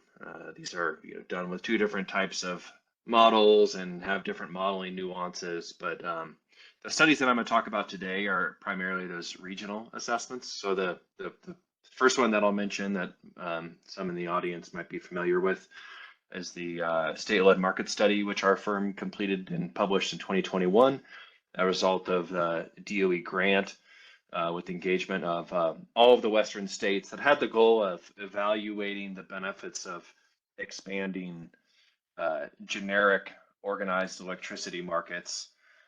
This is really before we had any specific market proposals. If you can kind of wind back to 2020 or so, some of these concepts were just being developed then. And so the goal was to assess those benefits, different products, different footprints, and also at the same time enhance regional dialogue on some pretty complex policy issues that come along with market expansion.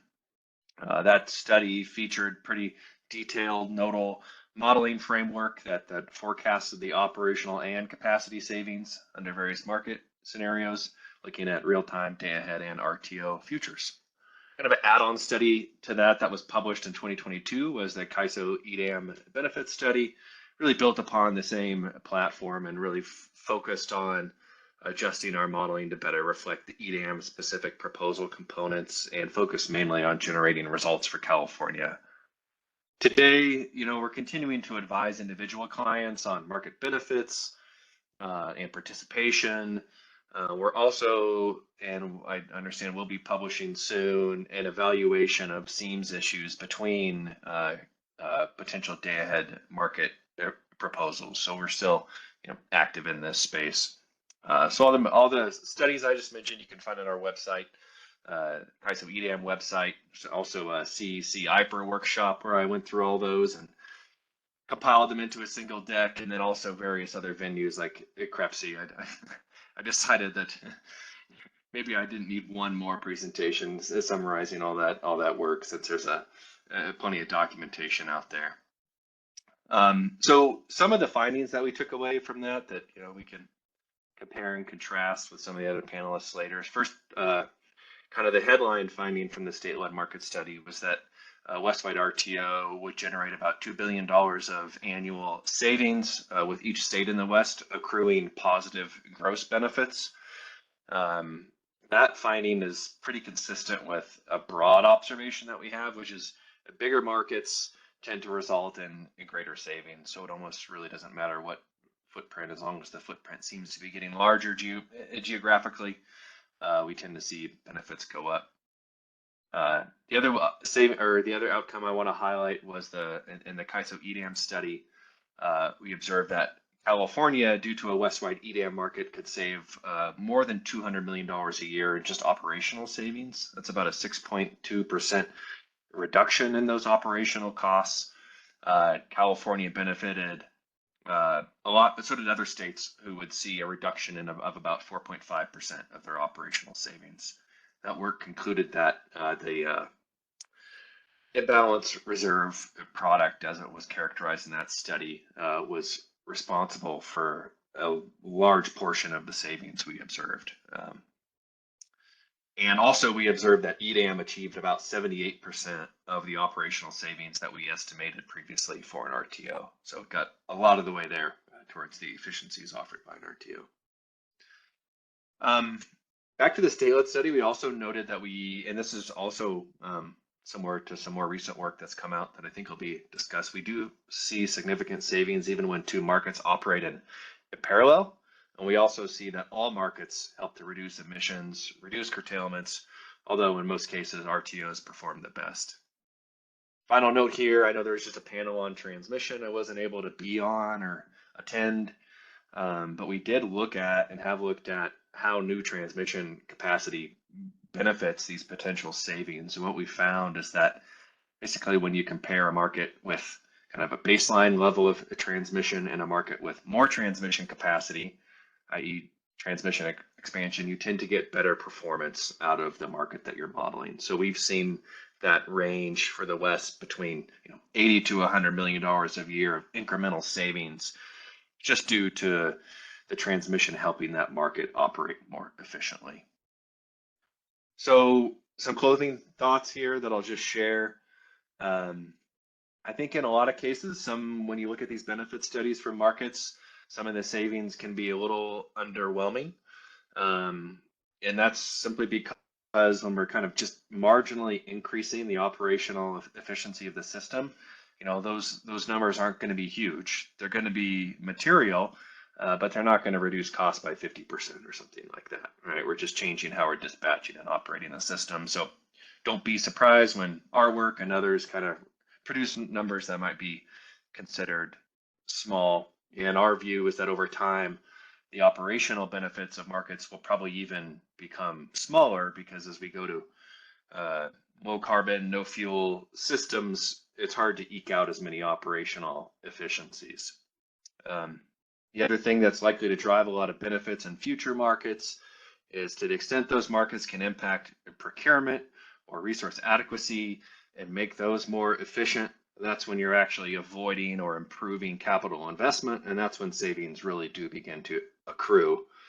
Having said that, those are probably two of the most difficult benefit quantities to forecast, because it's really hard to tell how different markets will impact procurement opportunities, and resource adequacy also has some parallel issues to contend with. Fourth, I'll just say that I think an understated benefits of markets in all these studies is how their implementation will impact kind of the efficient expansion of the transmission system. That's also a very difficult benefit to quantify. But when you have nodal prices and those price signals, we get a lot better feel for where we need to expand the transmission capacity. And we also get much better use of the transmission capacity we already have, which is another huge benefit that's also quite difficult to fully quantify in a lot of these studies.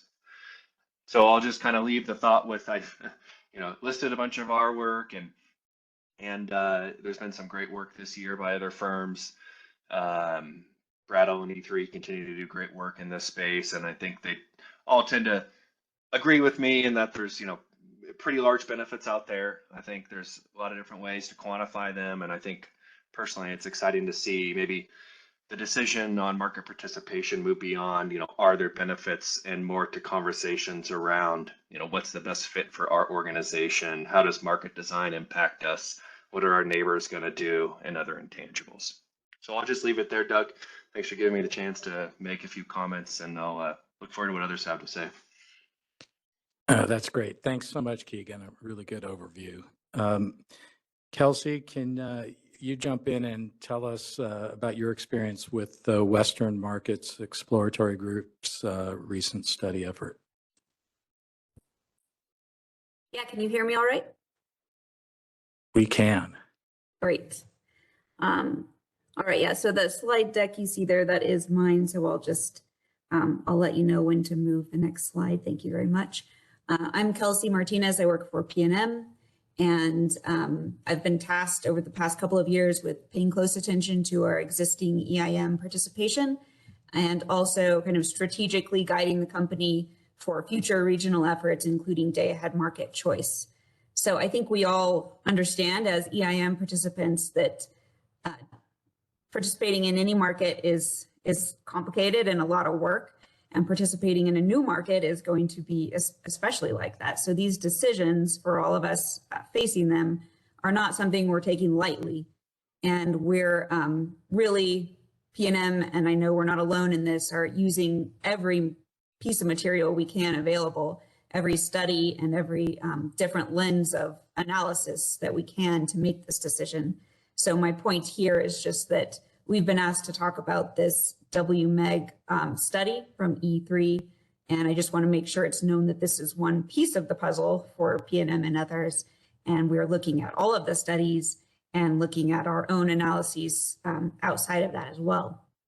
I want to make sure the group knows real quick what WMEG is or was, just to preface this study. So a little more than 2 years ago, I started out small, of course, but grew, and it ended up being something like 26 different entities in the West came together, and it was mostly academic. We really learned what mattered for the West as far as markets, what to pay attention to, and kind of, you know, the West-wide market value proposition, I guess.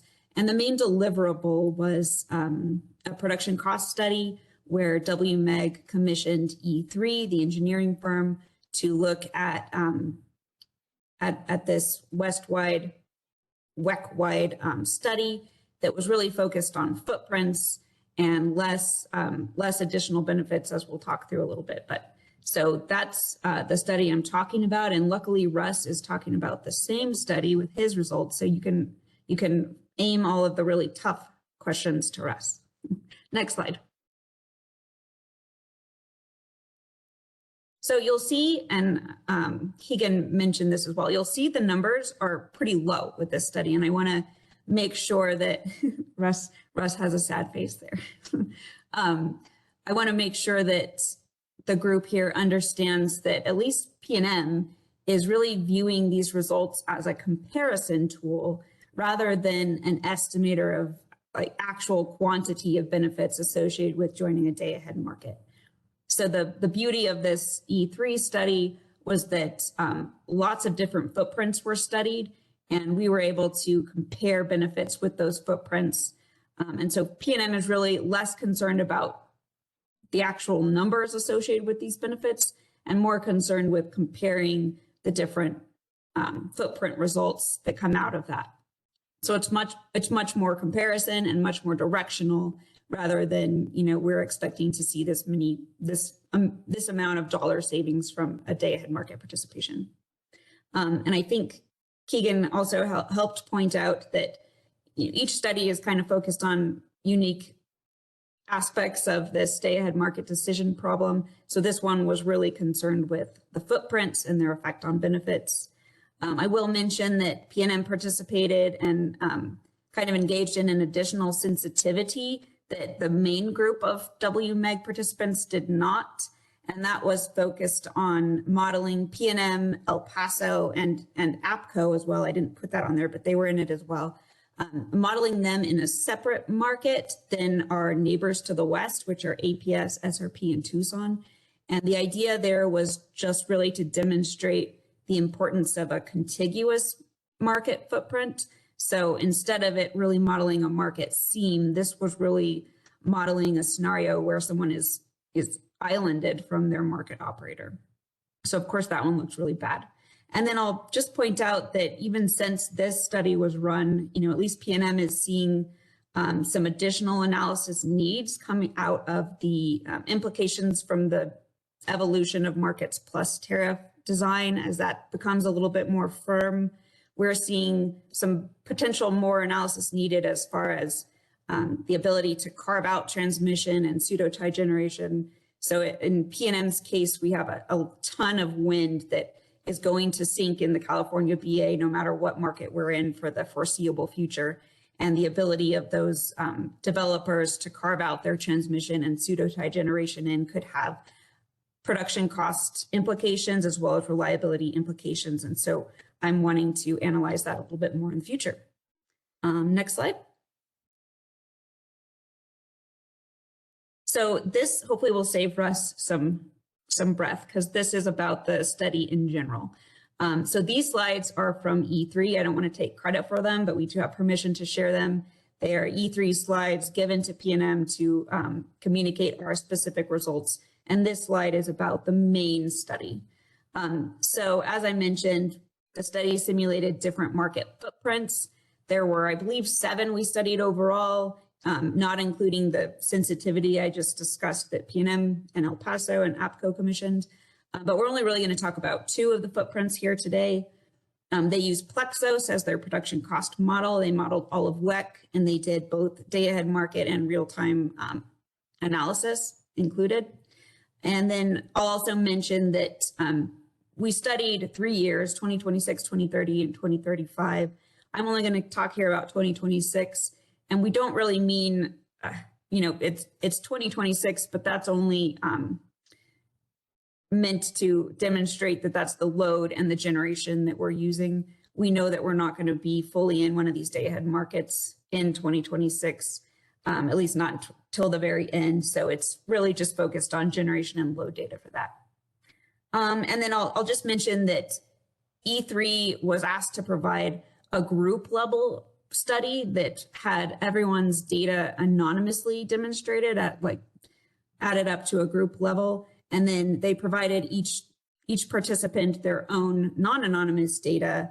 And what you're seeing here today is part of PNM's anonymous data that we've decided to share with the group, but not all WMEG members have done that. So there's probably still a lot of questions about what it looks like for other entities.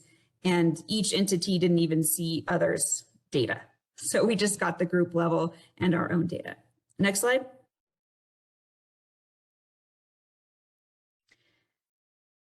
So you'll see that the numbers are pretty low. And I want to make sure it's understood that the E3 study here was just concentrating on production cost savings. So that's just which generation is serving which load and does it have the ability to do that with the transmission system available. It was not attempting to model other benefits that come out of some of these other studies and that are very true and benefits that we expect to realize. And those are things like the diversity that comes from all of us having different peak load times and resources over a wider geography.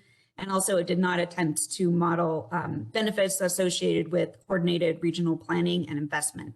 And I'll just point out that, that's really where PNM sees our future benefits are in the long term, and this day ahead market choice is kind of just our very next step.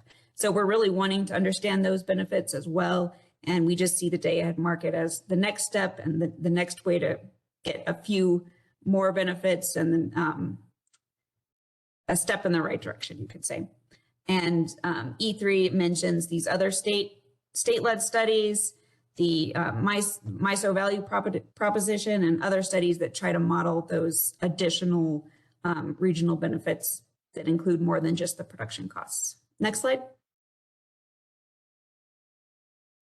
So this one could be a little confusing, but the thing to note here is that E3 modeled a business as usual case. So that's the BAU case. And that really just looked at exactly where we're at right now.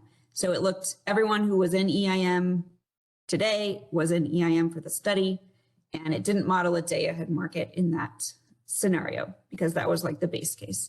Then we're looking here today at an EDAM bookend, which represents everyone in EDAM. And then the next two, so you've got main split and markets plus bookend, at least from a PNM perspective, they really were nearly identical. They started out being a little different looking and then ended up being the same. So if you just think of those as almost the same footprint here, we'll be in good shape. So I'm just going to call them the markets plus bookend and the EDAM bookend. So that's what we're talking about here today and what was modeled in these results. Next slide. So these are PNM's, some of our results here.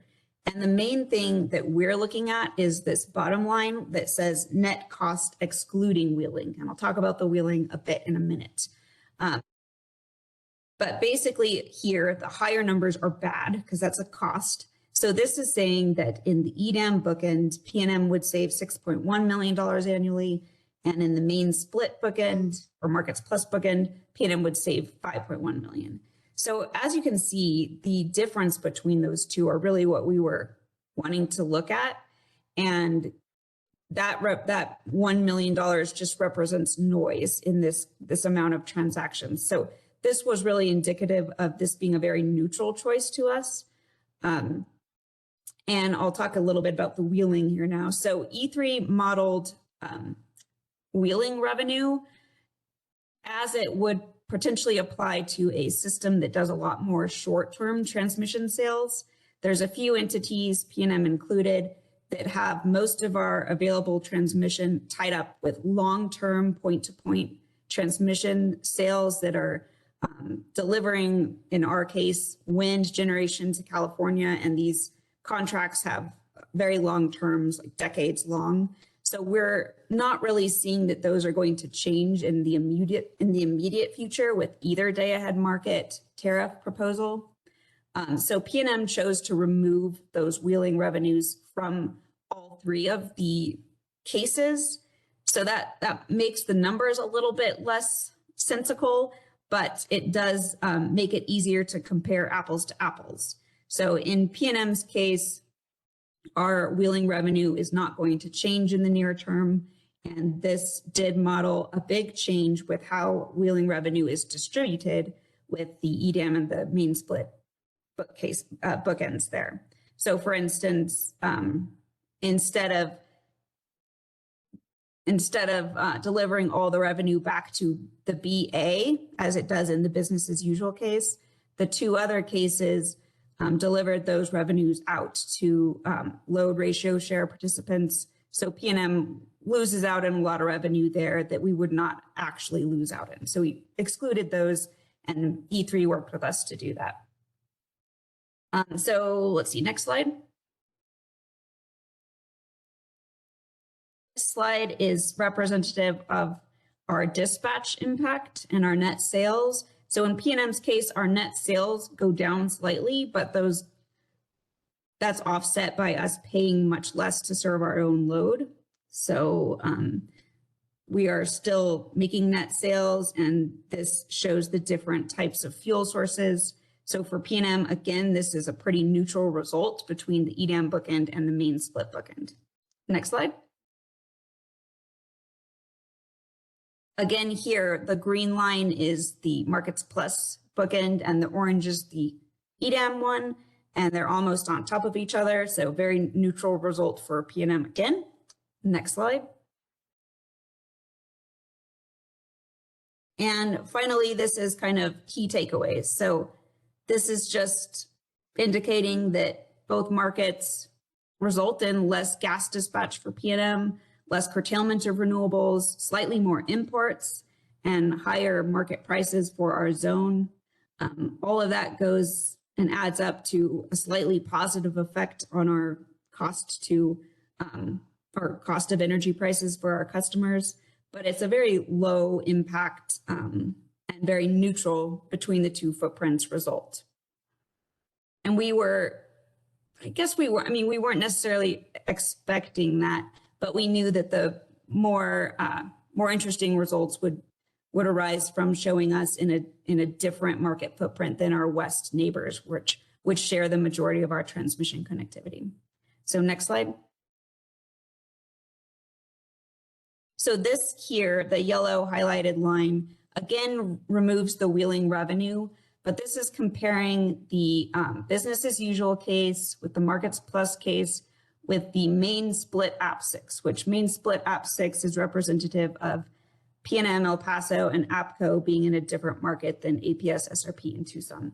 So here you can show our costs go up significantly when we're islanded from our market operator. And like I said, we're just now interested in doing a bit of further analysis. Now that the Markets Plus tariff has demonstrated an approval to carve out transmission on a monthly basis from the market, PNM is anticipating a situation where we could be in one market and have transmission through our system kind of carved out of that market, and the generation in our area, which is way bigger than our load, pseudo tied out.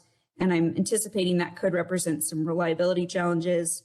Having that much generation local to your system, being a different market than you, and having the transmission carved out could represent less ability to optimize PNM generation. So that's all stuff we're wanting to look at further now that we know the Markets Plus tariff rules a little bit better. That's all I had to share. So I'll leave it up to Russ to explain more about the WMEG study and be available for discussion. Thanks. Thanks so much, Kelsey. All right, Russ, why don't you jump on and give your perspective on the same study, but for BPA. Yeah, great. I appreciate Kelsey doing some of the heavy lifting on the description of the WMEG results. And did you get my slides earlier today, Doug, or not? I sent them in kind of late. We did.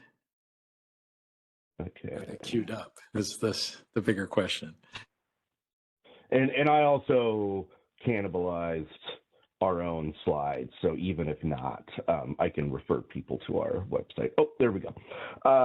Okay, let's go ahead and skip to the next slide. So, hi, so I'm Russ Manifel. I'm the Director of Market Initiatives at BPA. My group handles at a enterprise level our interactions with regional markets and efforts, including EIM, O&M and implementation stuff, Western Resource Adequacy Program, and then our decision on day-ahead markets. So Bonneville was part of the WMEG process. We were sort of late getting invited to the party, but got there before the study started, which was helpful. And so, we look at this like the study itself says, it's a production cost benefit for analysis for BPA and the West. We're not looking to the study to look at capacity or investment savings. And like Kelsey said, this study, I think, is illustrative of different market footprints more than it is of specific market design elements. I think that in part reflects the similarity between the markets. There are some differences. The new FlexRent product as part of DAME for EDAM and the fast start pricing for Markets Plus, but really what we saw in the study is that those things do not drive the benefits or costs as much as the generation, the load, and the transmission that's made available for the relative market footprint. And like Kelsey said, we have bookend scenarios. We have an EDAM bookend, which is essentially a single west-wide market footprint. The most important factor being including CAISO in California load and resources, and then the Markets Plus main split is our other focus on having two markets. So we'll get straight into what we saw. Next slide will describe, I think, a bit about how Bonneville is reviewing this. So like for PNM, this is one aspect of our decision. From a quantitative perspective, we're very familiar with the state-led study. This, we think, gives us very good information in terms of what things would look like for Bonneville, and like PNM, like a lot of what Kelsey said, I think we're looking at this similarly from a comparative basis, and we think that the study does give very good information in terms of sort of direction and scale of benefits, and then benefits for one market footprint relative to each other.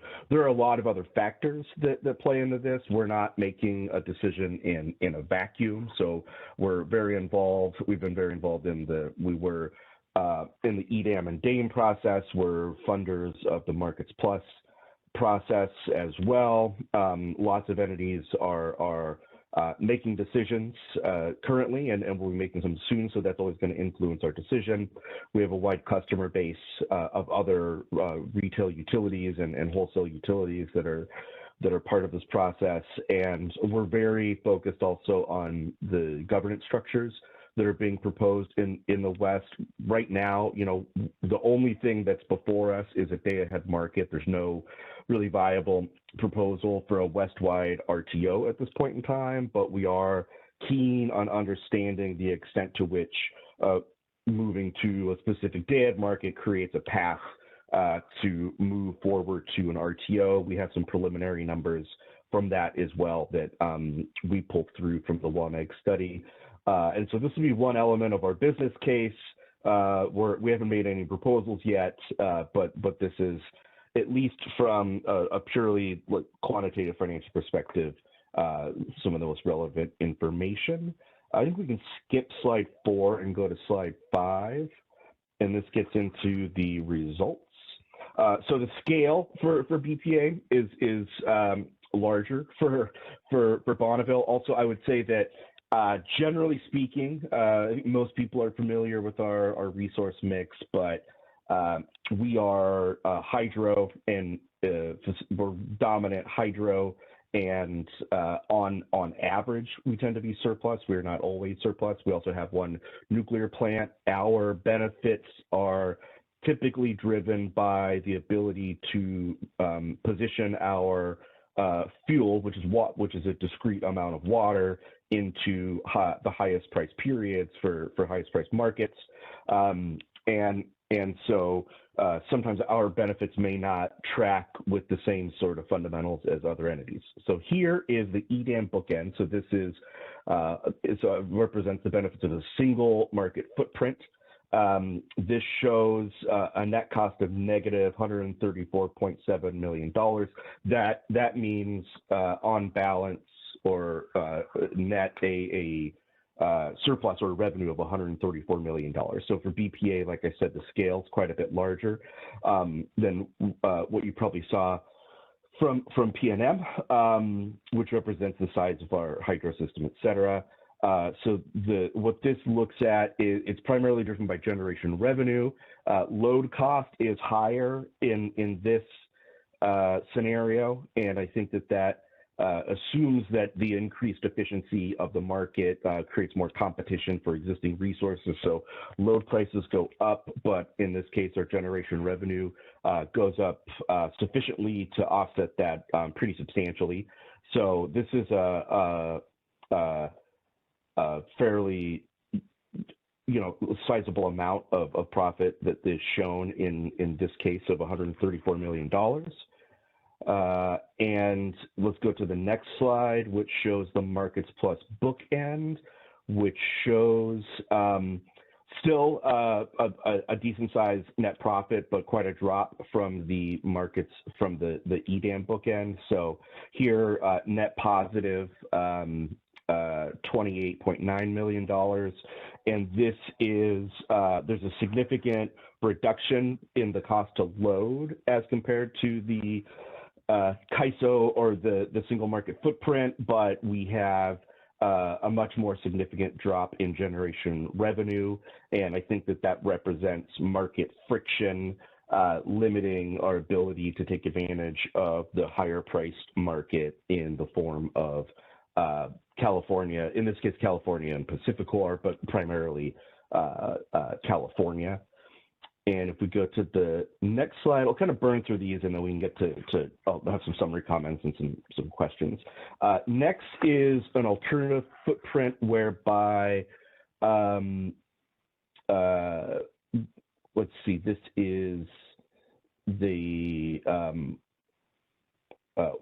Bonneville in the north, Bonneville in the Pacific Northwest in markets plus, and then there being an EDAM in the Southwest. This one shows a reduction, primarily a reduction in generation revenue. It does reduce the cost to load, but this drops us down to a net of $18.1 billion. This is one where the congestion revenue was decreased, and I don't recall exactly why that happened, but that doesn't tend to be a really significant number from these perspectives, but this shows sort of the impacts of the different footprints, and I think that gets much more significant with the next scenario. If we move to the next slide, in the next alternative split, which shows, let's see, are we able to move to the next slide? Got me? Okay, great. So this one gets back much more negative, and I think that this largely shows that just really for Bonneville, the effect of being in a friction, what's presumed to be a frictionless market, with California. So this has a similar generation revenue profile. So we net 110 positive here. It's lower than it was in the main footprint where you have the Mountain West and the rest of the Desert Southwest. So this has a larger increase in load and a good increase in revenue, which leads to a net positive. I think that this shows the effect of being able to move generation into high value periods. Let's go and move to the next slide, which is kind of the inverse, I believe, if I recall what my slides were ordered as.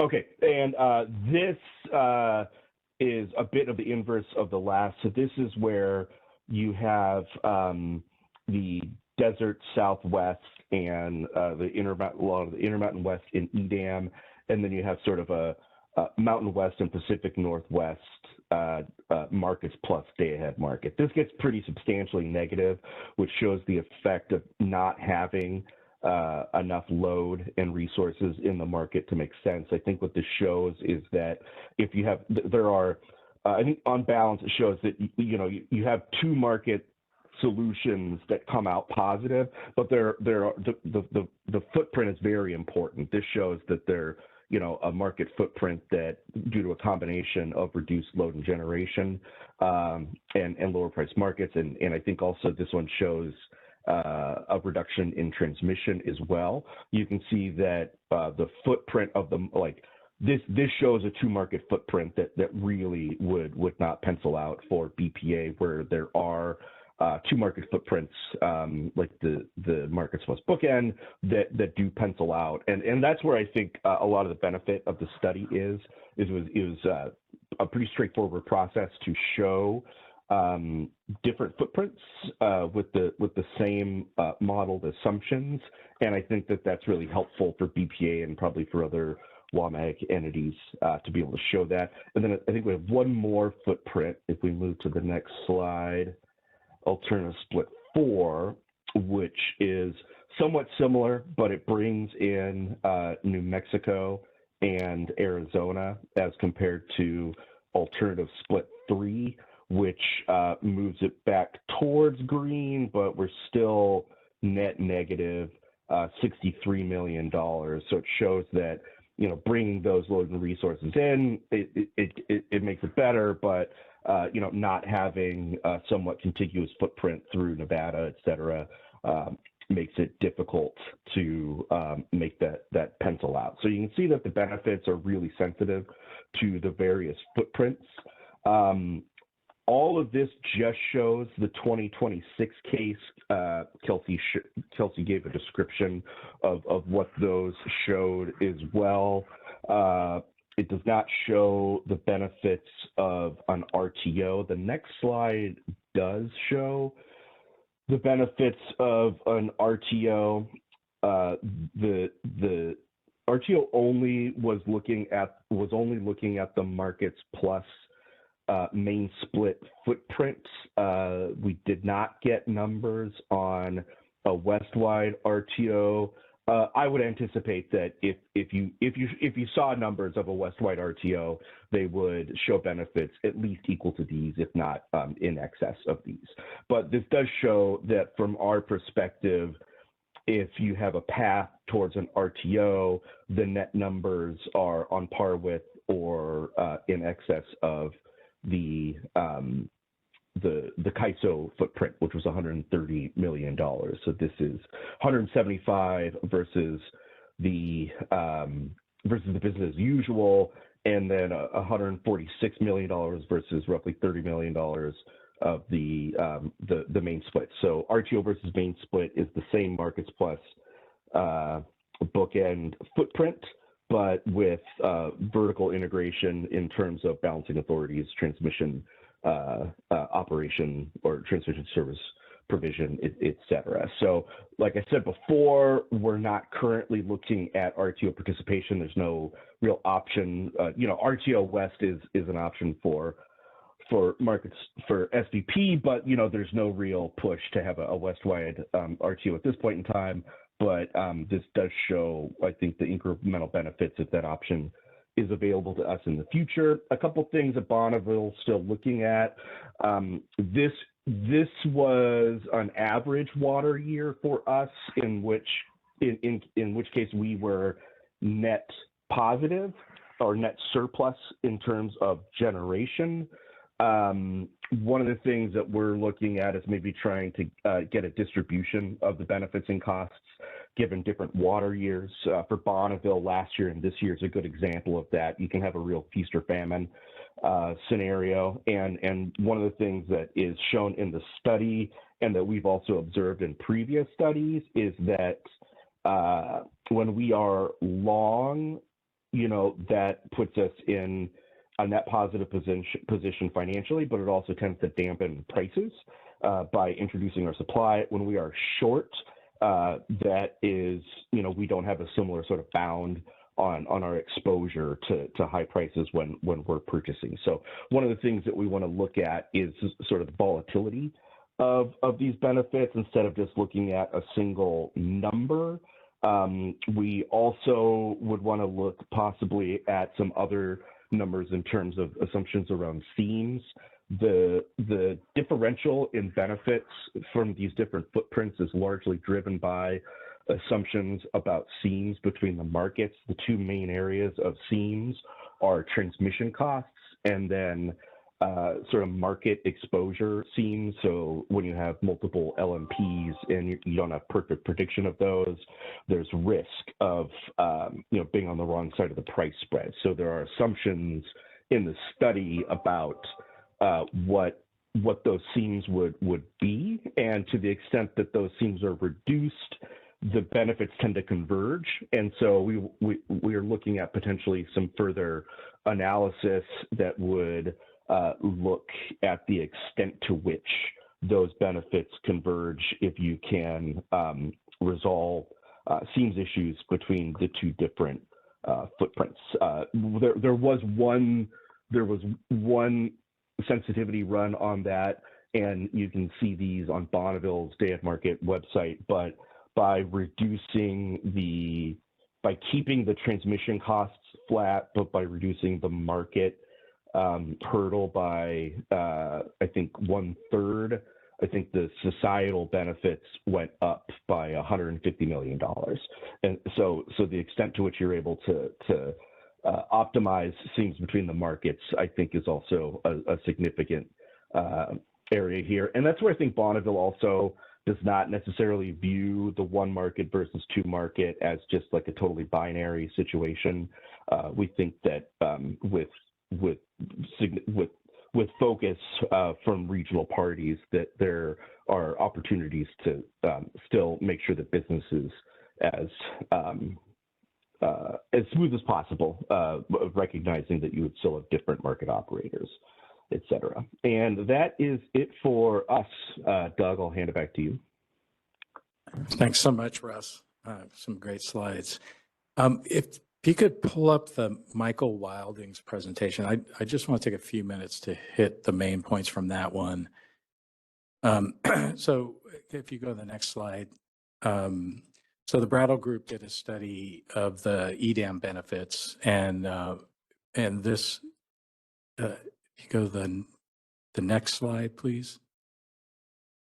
So the footprint that they studied included the California ISO, the Balancing Authority of Northern California and SMUD, LADWP, Pacific Corp East, PAC West, and Idaho Power. And go to the next slide, please. And the overall EDAM benefits at the gross level, not just for Pacific Corp, was about $800 million a year net of like lost EIM revenues, et cetera. They saw net benefits of $438 million a year.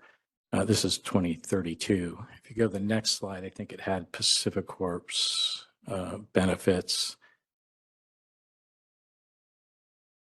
Thank you. And for Pacific Corp, The gross benefits were over 300 million, net benefits $181 million a year. And it's sort of interesting. This study only considered production cost benefits. We talked a little bit about that earlier. Doesn't consider any capacity benefits. So this is just the efficiency benefits. And Mike pointed out to me when we talked last week that that's about a 7 or 8% of PacifiCorp's energy procurement costs. So pretty significant benefits.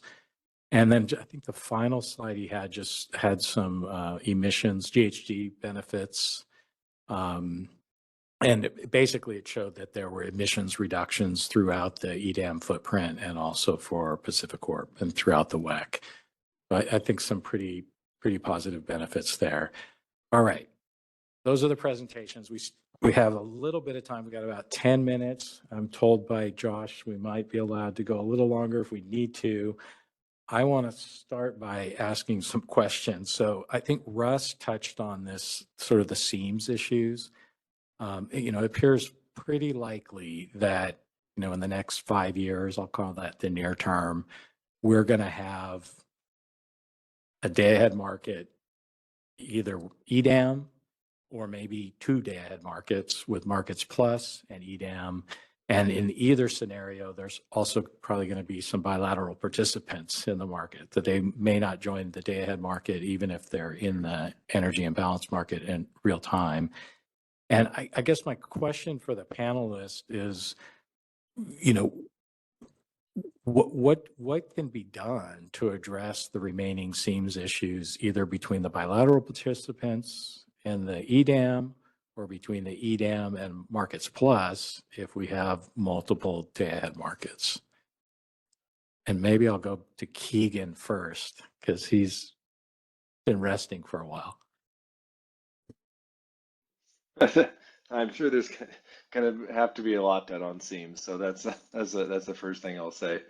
And I did mention that we have been doing some work here, so I expect people will begin to explore this more. But yeah, I mean, I think the goal, right, is we have a view of under an ideal future where we have fully integrated markets, how power should be exchanged, how transactions should occur theoretically, right? And I expect these markets to generate some seams that'll hamper that to some extent. And, seams issues isn't something that are addressed overnight. MISO and SPP and the Eastern Interconnection seams are ongoing work. So I don't think I'm going to kind of give you a silver bullet here, Doug, other than to say I think it's going to make for decades of work, is what I would probably say. Yeah, I guess that's good for us consultants, I suppose. But okay, Kelsey, maybe you could take away our consulting revenues by telling us the answer. Yeah, I know it's still going to need a lot of analysis. I think unlike some of the day-ahead market challenges where taking the existing day-ahead markets that exist in CAISO and the East and rubber stamping them across the West that has individual BA concerns and transmission operator concerns, I think that it might be a little easier to stamp best practices with seams as they exist in the East. So I'm hoping we can really learn a lot from the mature seam operations that exist, say, between MISO and SPP and others. So I think we need to start collectively looking really hard at understanding the details of that. And I'll also just point out that the trouble right now has been, we don't know where the seams are going to be. So we're all hesitant in trying to discuss real specific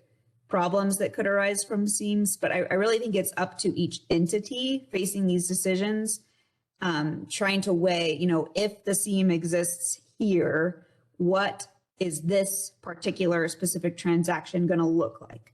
And really trying to help the market operators answer those questions when you're looking at potential scenarios where you have very specific transactions and saying, how is this going to look if the seam is here? So I think it's, at least at this point, up to all of us to ask those questions. Thanks, Kelsey. Russ, you have anything to add to that?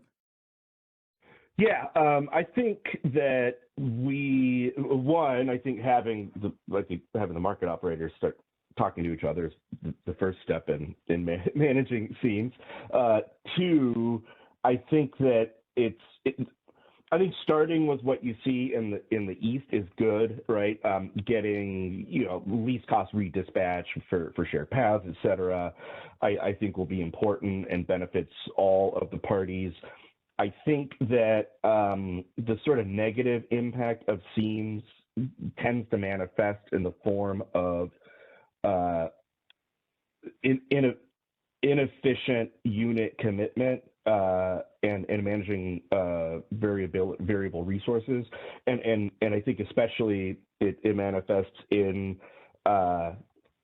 uneconomic curtailment of renewable oversupply. So to the extent that you have solar or wind and you're looking for loads, having to pay to export those is sort of the default mechanism, and it can be sometimes difficult to find those loads.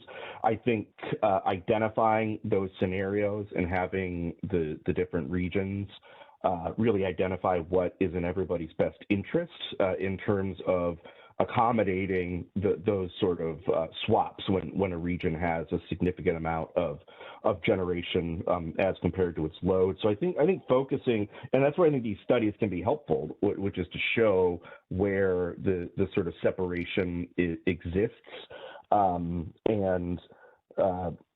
that's in addition to just normal stuff like timing, having markets clear in a way that minimize at times where it minimizes the uncertainty about what the price differentials is, I think also helps. So I think that's a couple areas, but it's we have a long history of doing business together as a region. I don't think that's going to stop from Bonneville's perspective. It's not in anybody's interest for us to, reduce the amount that we're doing business with California necessarily. And so I think just finding creative ways to really focus in on where there are lost efficiencies can create some opportunities. Yeah, both of those are great answers. Thanks. All right, I have more questions, but I want to make sure we get an opportunity for other people in the room, either liaisons or people online. Anyone else who has questions, please raise your hands, or virtually or in the room. Hi, Lauren Tenney Dennison with the Public Power Council and COU sector liaison. For Russ and Kelsey, I thought it was very interesting the way you dealt with the wheeling revenues in the study. I think it makes a lot of sense in the day ahead construct where both of the markets you're looking at have specifically adopted policies to try to protect some of those wheeling revenues. Could you talk a little bit about how you might think of that? I think Russ said it well, there's no RTO idea on the table right now, but it's clearly on both of your minds. Could you talk a little bit about how you might think about the wheeling revenue in the RTO context? Sure, I guess we'll stay in the same order. Yeah, I haven't put too much thought of that because there's just so much to deal with in the nearer term, but we do recognize that that's kind of a long-term function that's going to come out of this, is that there's going to be ways where each entity wins out in certain aspects of RTO formation and loses out in others. And so it's really, we would be focused from PNM on concentrating on kind of the other side of the balance sheet. So if you're expecting less transmission revenue, are you going to be protected on the other end of that balancing equation where you're paying less for load, or your resources are being dispatched more and you're making more net sales revenue? So I believe that the opportunity is there even if the transmission revenue goes away. And I think it could be some sort of incremental process. I know that's been talked about in EDAM design, where maybe it's kind of phased out and there's protection for utilities to not experience that loss all at once, but have it more of a gradual process. And I think that's what we would be focused on. It isn't a roadblock from PNM's perspective in moving forward with more and more regional collaboration. Thanks. Yeah, I agree with everything Kelsey said, and similar to PNM, we're essentially fully subscribed with long-term transmission contracts, majority of which are point-to-point, but also a large amount of network service contracts. And so there's no cliff we're gonna run off of on this. You know, we'll be able to see this.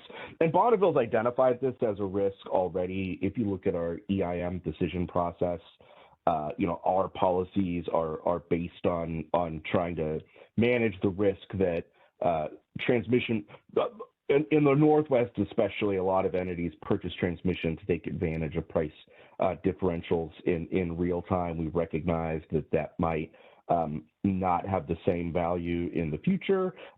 It's encouraging that both markets have revenue opportunities and have had a good discussion on keeping transmission providers whole. So we think that we'll have time and have seen, I think, good discussion in both efforts to recognize the need to make sure that you know, people are able to meet their revenue requirement, et cetera. Great, thank you. Governor Decker, I think you had a question.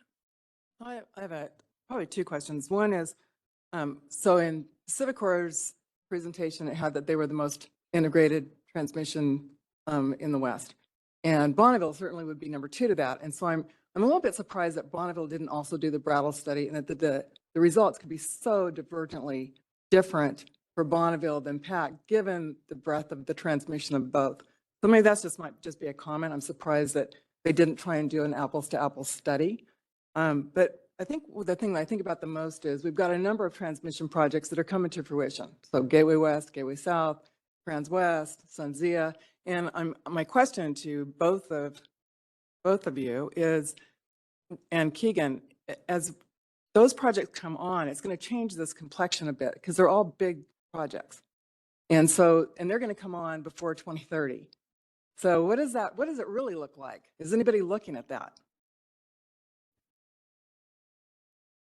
I could just say for our purposes, I think most of the projects that you just mentioned, we actually assumed were constructed for the purposes of our studies. So a lot of that, at least some of that expansion was baked in. And then in addition to that, I think what we've seen, and I could just speak broadly, is that in the scenarios where we've, you know, performed these market benefit studies with, you know, a median amount of transmission and then a high amount of transmission, the markets seem to operate more efficiently and accrue greater benefits. Now, you know, where those benefits accrue, you know, I think the other panelists can talk to their specific situations a bit more. We did, I believe all of those projects were in the 2030 and the 2035 cases for the WAMEG study. I don't remember offhand exactly what that did with the studies. And I don't think we ran them with and without those projects, but I believe those projects were included in the latter 2 scenarios. Yeah, no. I agree. I would have to look at the specific lines for each, but the study did include transmission that was expected to be online in those timeframes. Yeah, and then just on your first point, it seemed to me like directionally, though, the Brattle Group results were very, very consistent with the study results for BPA in the E3 study that was done.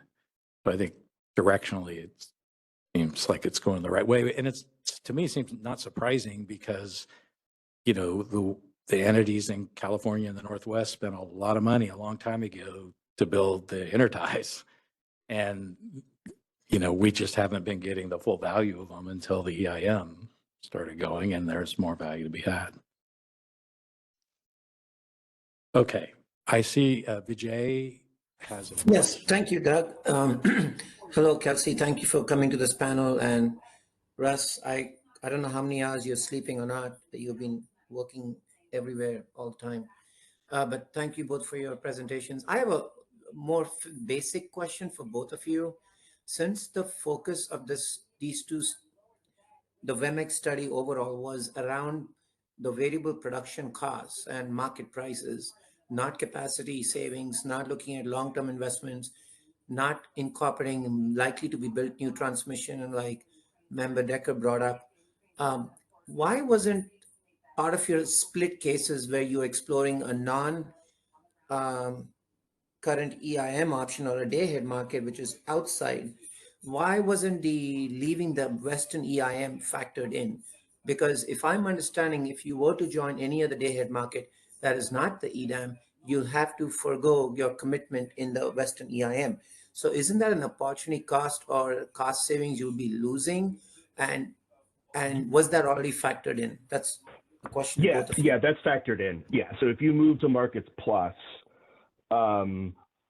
you will, as compared to the business as usual, you're in a different real-time balancing market. So when they run 2026 in the business as usual case, they say in that test year, Bonneville's in the Markets Plus, or Bonneville's in the EIM footprint, and these are the benefits it would get. And then in the 2026 test year for a Markets Plus scenario, we are modeled in the Markets Plus real-time integrated market, which is real-time balancing and day-ahead market. So the numbers that you see are net of any losses or gains from switching markets. We did not run. One of the things that was not run is the business as usual does not rerun the scenario of any potential. I think the one thing that's missed is it doesn't run reductions in benefits to the business as usual case from people leaving the EIM footprint, but that might not be the most relevant. But I think that the results are reflect what you just discussed, VJ. And I sleep great. I just nobody really knows where I am most of the time, and things work out pretty well for me, honestly. Thank you. Kelsey, any thoughts? And then we'll go to Stuart Kelly after that. Thank you. Yeah, no, I'm just laughing at Russ's comment about no one knowing where he is most of the time. That can be very convenient. I was smiling too over here. Thank you. No, I agree with everything he said. It is built in. And yeah, the only thing I agree that's missing is any case where, the EIM footprint is broken up and some participants don't choose to go into a day-ahead market and a real-time market in that same scenario. So one in where someone didn't choose to go into a day-ahead market, but started losing the benefits of the energy imbalance market footprint. Thank you. And one other comment, I appreciate PNM's presentation where you highlight the very complicated dance with transmission. I may follow up with you about that separate study you've done with EPE and TEP, but thank you. Thank you both. Stuart, please, with LAWP. This presentation, it's extremely interesting. And I guess not unexpectedly to us all, the takeaway is that the footprint is extremely important, both for PNM and BPA, as your analysis shows, as is the seams that ultimately the footprints will most likely create. Russ, you made the comment, I think it was something like one market versus two markets isn't totally binary, but it did appear to me that a single market is best for all, was my takeaway. And I just kind of would like you folks to confirm that. And then the other thing I thought I heard, there was a number of permutations there put up by BPA, but the EDAM case appeared to be best for BPA. And then the third question is, I noted that on the Markets Plus scenario, your load costs increase. And you made a really important point about hydro years, and if you're long, what impact that has. But do you have concerns that in a hydro year, if you're short, you won't have the necessary revenue benefit to offset those load increases? So That's my 3 questions. Yeah, I'll try to. There's a lot there. So, let's see if I can capture these. Let me know. So, one, the societal.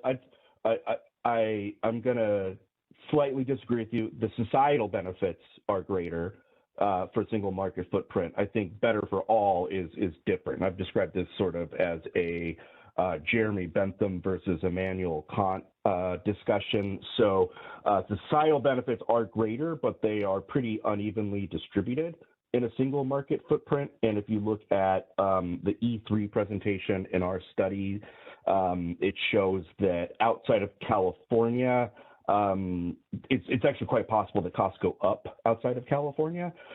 So I think that people look at the top line number and say, you know, well, it's more efficient, so that's better for everybody. You know, that's really assuming a utilitarian form of justice. And so I think that being aware, I think looking at where those benefits are distributed is important. That being said, they're distributed pretty positively for Bonneville, if you read it correctly. EDAM comes out ahead by a fairly significant number in the study that is driven by more sales at higher prices, right? So we see an increased cost to load, but we're able to offset that through revenue. And then to your next question then about sort of long years and short years, if we have enough money to offset that, I think that's a really difficult question, and that's sort of about risk appetite, right? We did really, really well last year. Everybody didn't put all that money in the bank, right? People start paying down debt, people start lowering rates, et cetera. And so you still have the potential for a rate shock. And so, looking at things on average doesn't always represent how people want to run their business year over year. So, Bonneville, when we're long, we come out positive. When we're short, I think it's, we have the chance for it to be negative, potentially, equal and opposite. And I think that it is, we don't normally run feast or famine in terms of the way we budget and operate. And we probably don't want to move into a scenario like that. So we want to get an idea of sort of what the volatility looks like in respect to that. I don't know if I got all your questions, Stuart. Good to hear from you. Yeah, you too, Ross. No, you did actually, and I certainly agree on our, single markets. The benefits will get distributed in certain ways. I think probably should have stated that a little bit differently. If the markets fragment in the wrong way, as the P&N analysis showed, it could be quite bad for participants versus keeping the markets together. I would imagine. There are, I would say that there are also footprints that are probably just a straight up bad idea, right?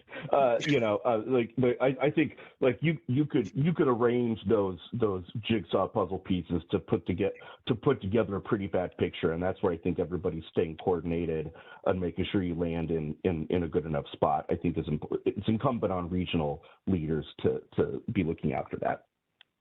Yeah, I was just trying to explain what I meant by a single market, but that very insightful, and I appreciate the responses. You got all my points, Ross. So thank you, and good to hear from you. All right. I just want to close out by really expressing my appreciation to the panelists. Some great presentations, really good discussion, and thanks for everyone in the room and online for their good questions. And I'll turn it to Josh. Yeah, very, very good, helpful conversation. Appreciate taking the time to provide your questions and input to the panelists and to those participating. Thank you very much. We have one last item to cover, and with that, it's kind of a little bit of inner workings of what the RIF liaisons have been thinking about in terms of expanding or augmenting the work that we've been doing and been tasked with doing. So the idea of what the evolving role of the Regional Issues Forum looks like. And with that, I do not anticipate we'll need the whole half an hour. If we do, great.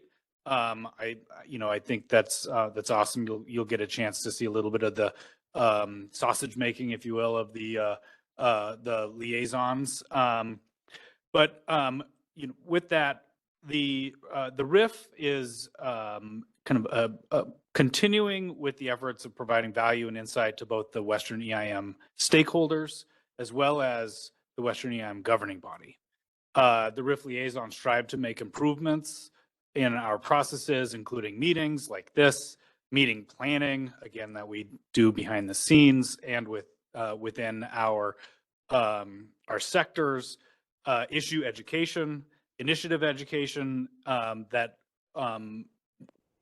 most likely and hopefully will come with opinions in the future. We recognize that 2023 and especially the latter part of 2023 has been somewhat light in our ability to provide opinions based on the decisional matters in front of the governing body, as well as support for the governing body and CAISO staff as a whole. So with that, we're looking at potentially making some changes to our practices based on past successes and the perception or the reality of helping fill gaps. I'll start with the past successes. So the RIF's meeting in Salt Lake City earlier this year included a conversation and topic on gas deployment in the market. That's turned into a series of workshops at CAISO with the expectation of a stakeholder initiative to follow at some point in 2024. So using this as an example of a potential future model for how initiatives are taken up by CAISO, it's an important opportunity for greater stakeholder engagement and leadership in potential changes to CAISO's market design. So again, using this idea and example of the gas workshop, if there's opportunity to continue to workshop issues with some level of leadership coming from either the stakeholder community as a whole or specifically from the RIF liaison group, I think that there's a great opportunity to showcase that the CAISO is willing, able, and also practiced in the idea of including stakeholders and stakeholder leadership in their decision making and in their processes. Again, this helps in providing stakeholders with a voice to provide CAISO and the governing body insight on improvements to market design, which I think is a potential great opportunity. What else? So the second part of kind of that I mentioned in potential changes is helping fill gaps. So if it's possible, I think that the slide that I provided is on the last slide in Meg's presentation. If that could get pulled up at some point, that would be great. So what we're seeing as a potential gap is providing a greater opportunity and degree of direct engagement with the governing body and its decision-making process. So with the idea with that is still in its infancy. We've talked about it to a minor to medium degree at this point, but the idea of sectors giving an indicating or indicative vote in leaning on a particular issue. I've for lack of a better term at this point, kind of classified this as indicative polling by the Regional Issues Forum on a given issue. So what it ultimately does is provide again a direct engagement from the stakeholder community to kind of give a yes, no, maybe vote on where you believe and see a particular issue landing to help with again with your decision making. So this is again an issue and an item that I think helps fill a gap. I've heard from a number of stakeholders that this is something that would be a helpful tool in providing a voice directly with the governing body versus with the comments to CAISO that then trickles into the decision process. It does not need to be, in depth or fancy. It's really just, an idea of where folks stand. And of course, you can get that from reading comments, which I recognize and understand and believe that you all in your decision-making process do. But I think that this gives maybe a greater and higher level ability to see where the stakeholder community stands. More to come on that issue coming from your sectors and your sector liaisons in 2024. But I do think that this will and could help fill some gaps. One of the outstanding questions, right, is will the RIF liaison community manage the process of this type of process? So there's a number of things that still need to get worked out and worked through. Finally, with both of these issues in mind, there is the expectation that the EDAM will be approved at FERC at some point in 2024. If not, the meeting on December 19th, which we will have an idea of maybe tomorrow when the FERC agenda comes out for their upcoming open meeting. But the RIF liaisons are looking into making changes or amendments to our operating guidelines. We currently have a short but running list of items that we do intend to look at and look into to help better reflect the RIF's expectations moving forward. Finally, and as a reminder, I think as the EDAM tariff is approved, the Governance Review Committee, in its recommendation to the governing body, recommended that the RIF be expanded to include an EDAM participant.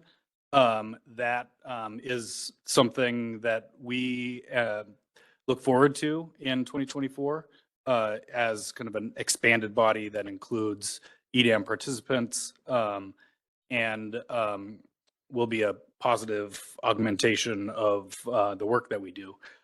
So those are the things and the items I wanted to cover in this final exploring the evolving role of the Regional Issues Forum aspect of the meeting.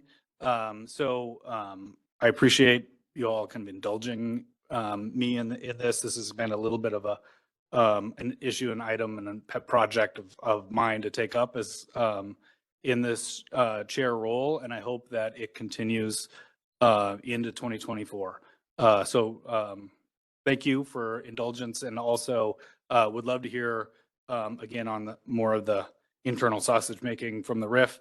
Any comments or questions coming from my colleagues in RIF liaisons, and then also happy to take questions from participants in this meeting. Josh, this is Vijay, if I may. Please. Thank you.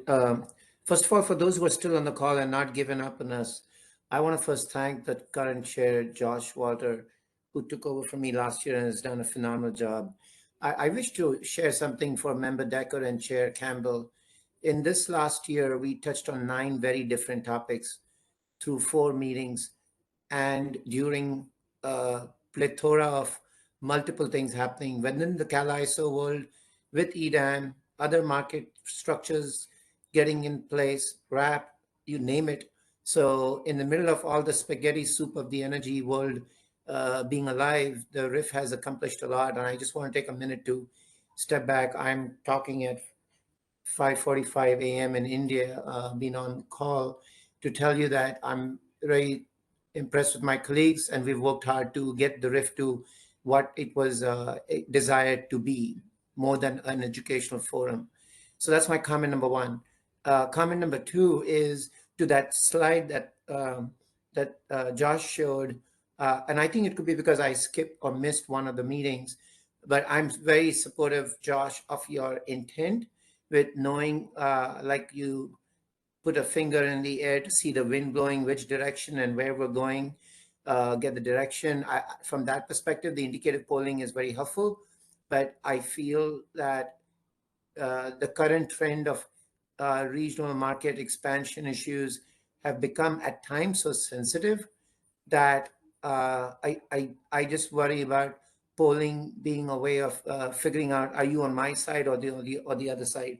So from the public interest perspective, which has a broad coalition of clean energy developers to some degree, environmental NGOs in one direction, and then you have pure public interest developed perspectives in one subfamily, and then you have the consumer advocates in the other. That's why I am assuming we abstained.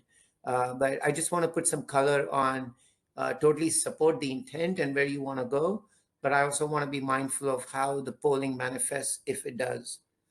And my third other comment is more for everybody on this call, is that I think, Josh, I was hoping we will revisit the priorities next year and think about what we should really tackle in ways we can truly inform and influence CalISO staff's engagement to help RIF and the larger board as well. So my request is more to the governing body here, is if you see any things we're not working on that you feel worthy to do and they're not yet active stakeholder deliberations, please feel free to bring it back to us. Those are my three things. Thank you. Yeah, thank you, Vijay. Maybe to address your last point, I do think that the RIF liaison community is looking at revisiting the priorities list that we created 18 plus months ago. Yet we also want to make the policy roadmap process an important aspect associated with our planning. So to the extent that we're able to in some way combine the work that is happening in the initiative prioritization and roadmap, coupled with the issues and items that we believe are important as a stakeholder community in our priorities document. I think that there's a great opportunity of bringing those two things together, and also making sure that we are engaging with our sectors to ensure that they are being heard, and our underlying membership is providing opportunities for voicing what they believe is important.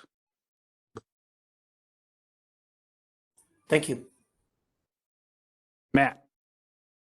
Yeah, I'll just note, I mean, I think I've heard sort of three different flavors of what the RIF does, or, different variations on that theme, which is, first and foremost, we're a convening body, and we get the stakeholder community together for these forums, plan the agendas, and have good conversations like today's. And I think that's important, and it's something we will continue to focus on. I would say there's a second function that you've just alluded to, which is a sort of issue spotting, emerging trends, putting out ideas that become either working groups or initiatives.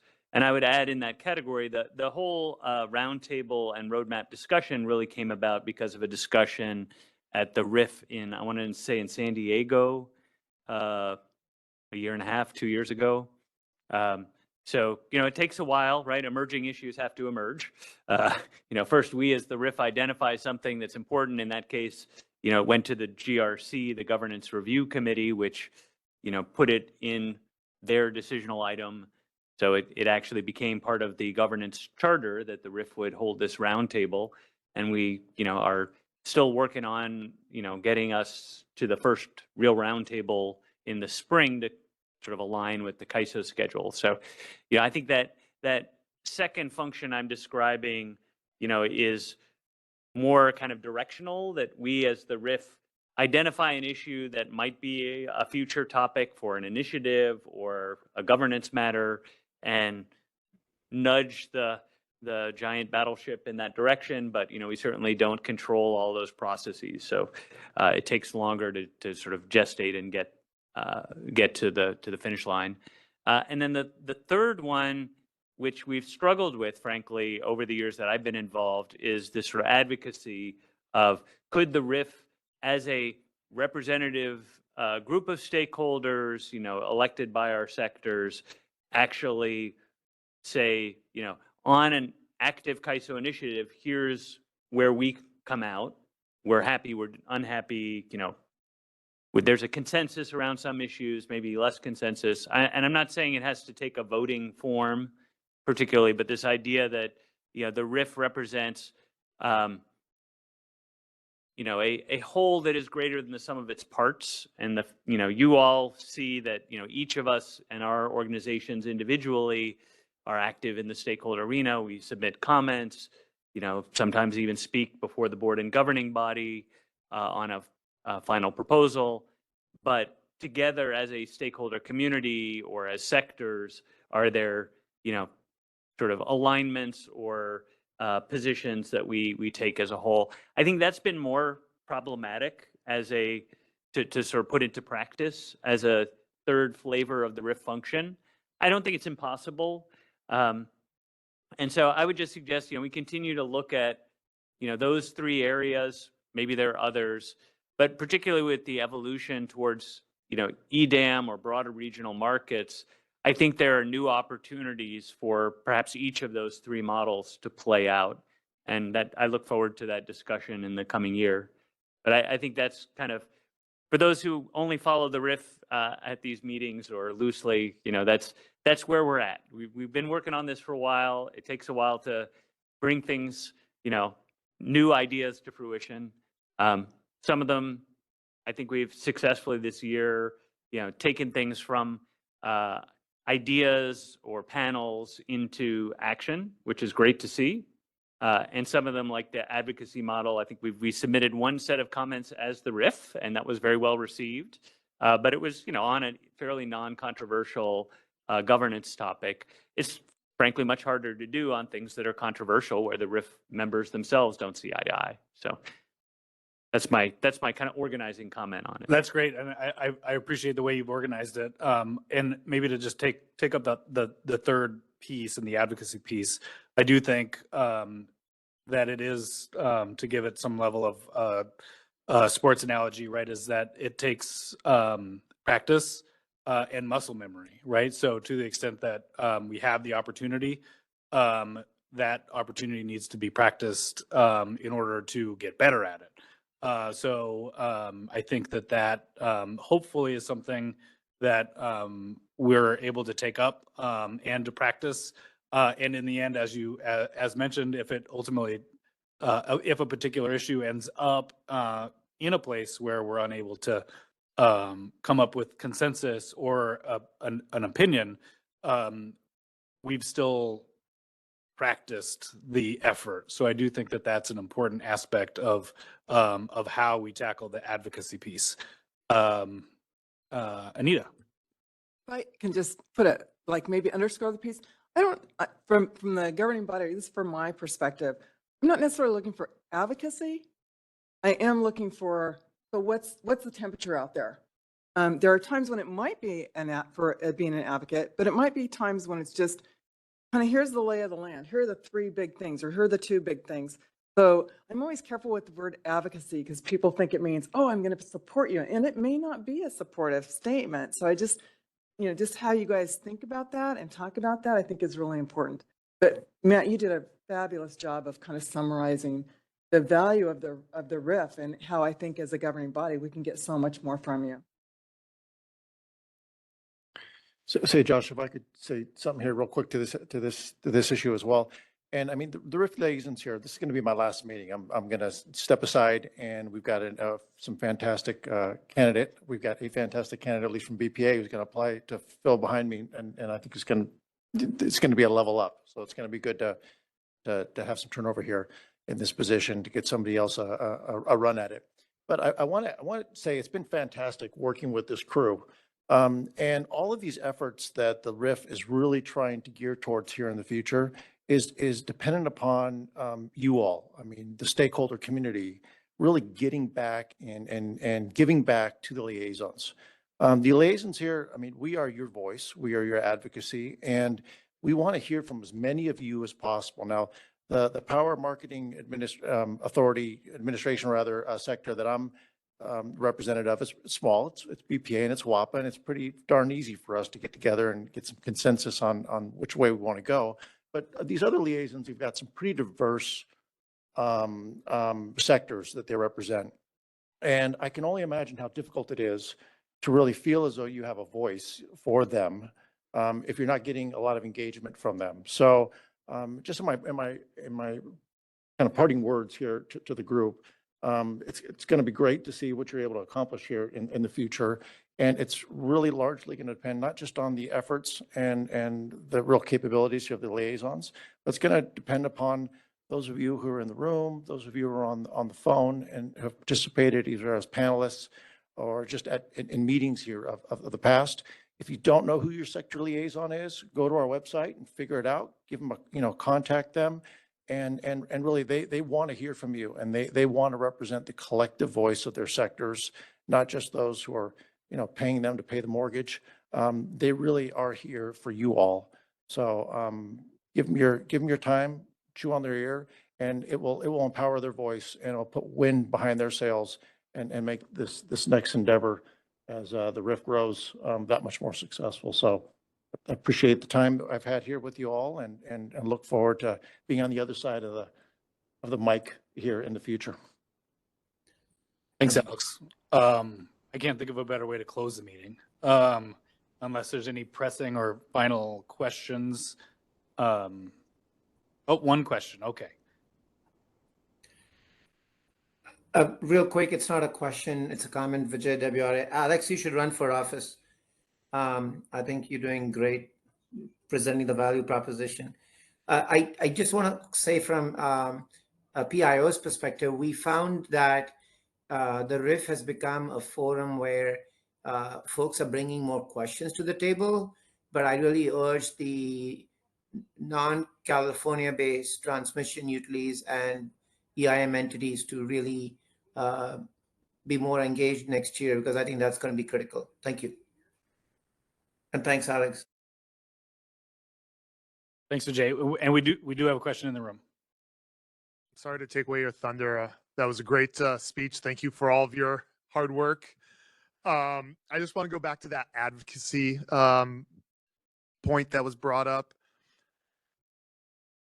Although I am very active in the ISO markets, I'm also very active in the state's cap and trade program, and the Cal EPA does have a similar, not going to say similar, but similar feeling when you brought up this topic with the Independent Emissions Market Advisory Committee, or the IEMAC.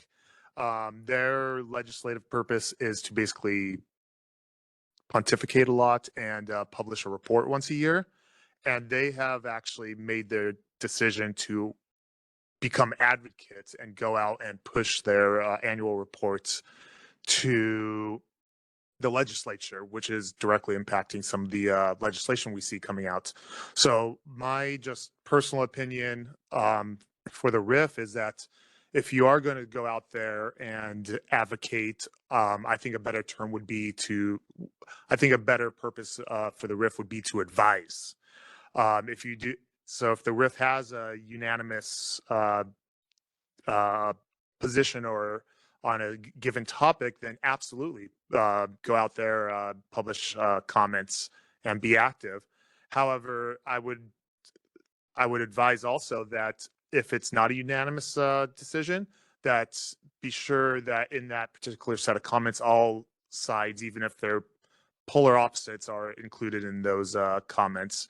But I think what the RIF is really just an expert panel that, with an obscene amount of experience, that your comments and your advice is really important as the West transitions to EIM, EDAM, possibly an RTO. So please definitely be advisory, but be careful with the advocacy.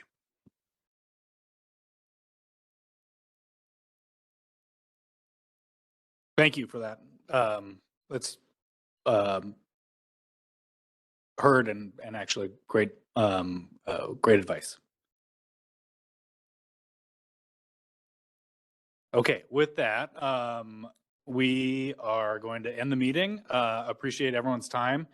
Thank you for your participation and have a great rest of your day.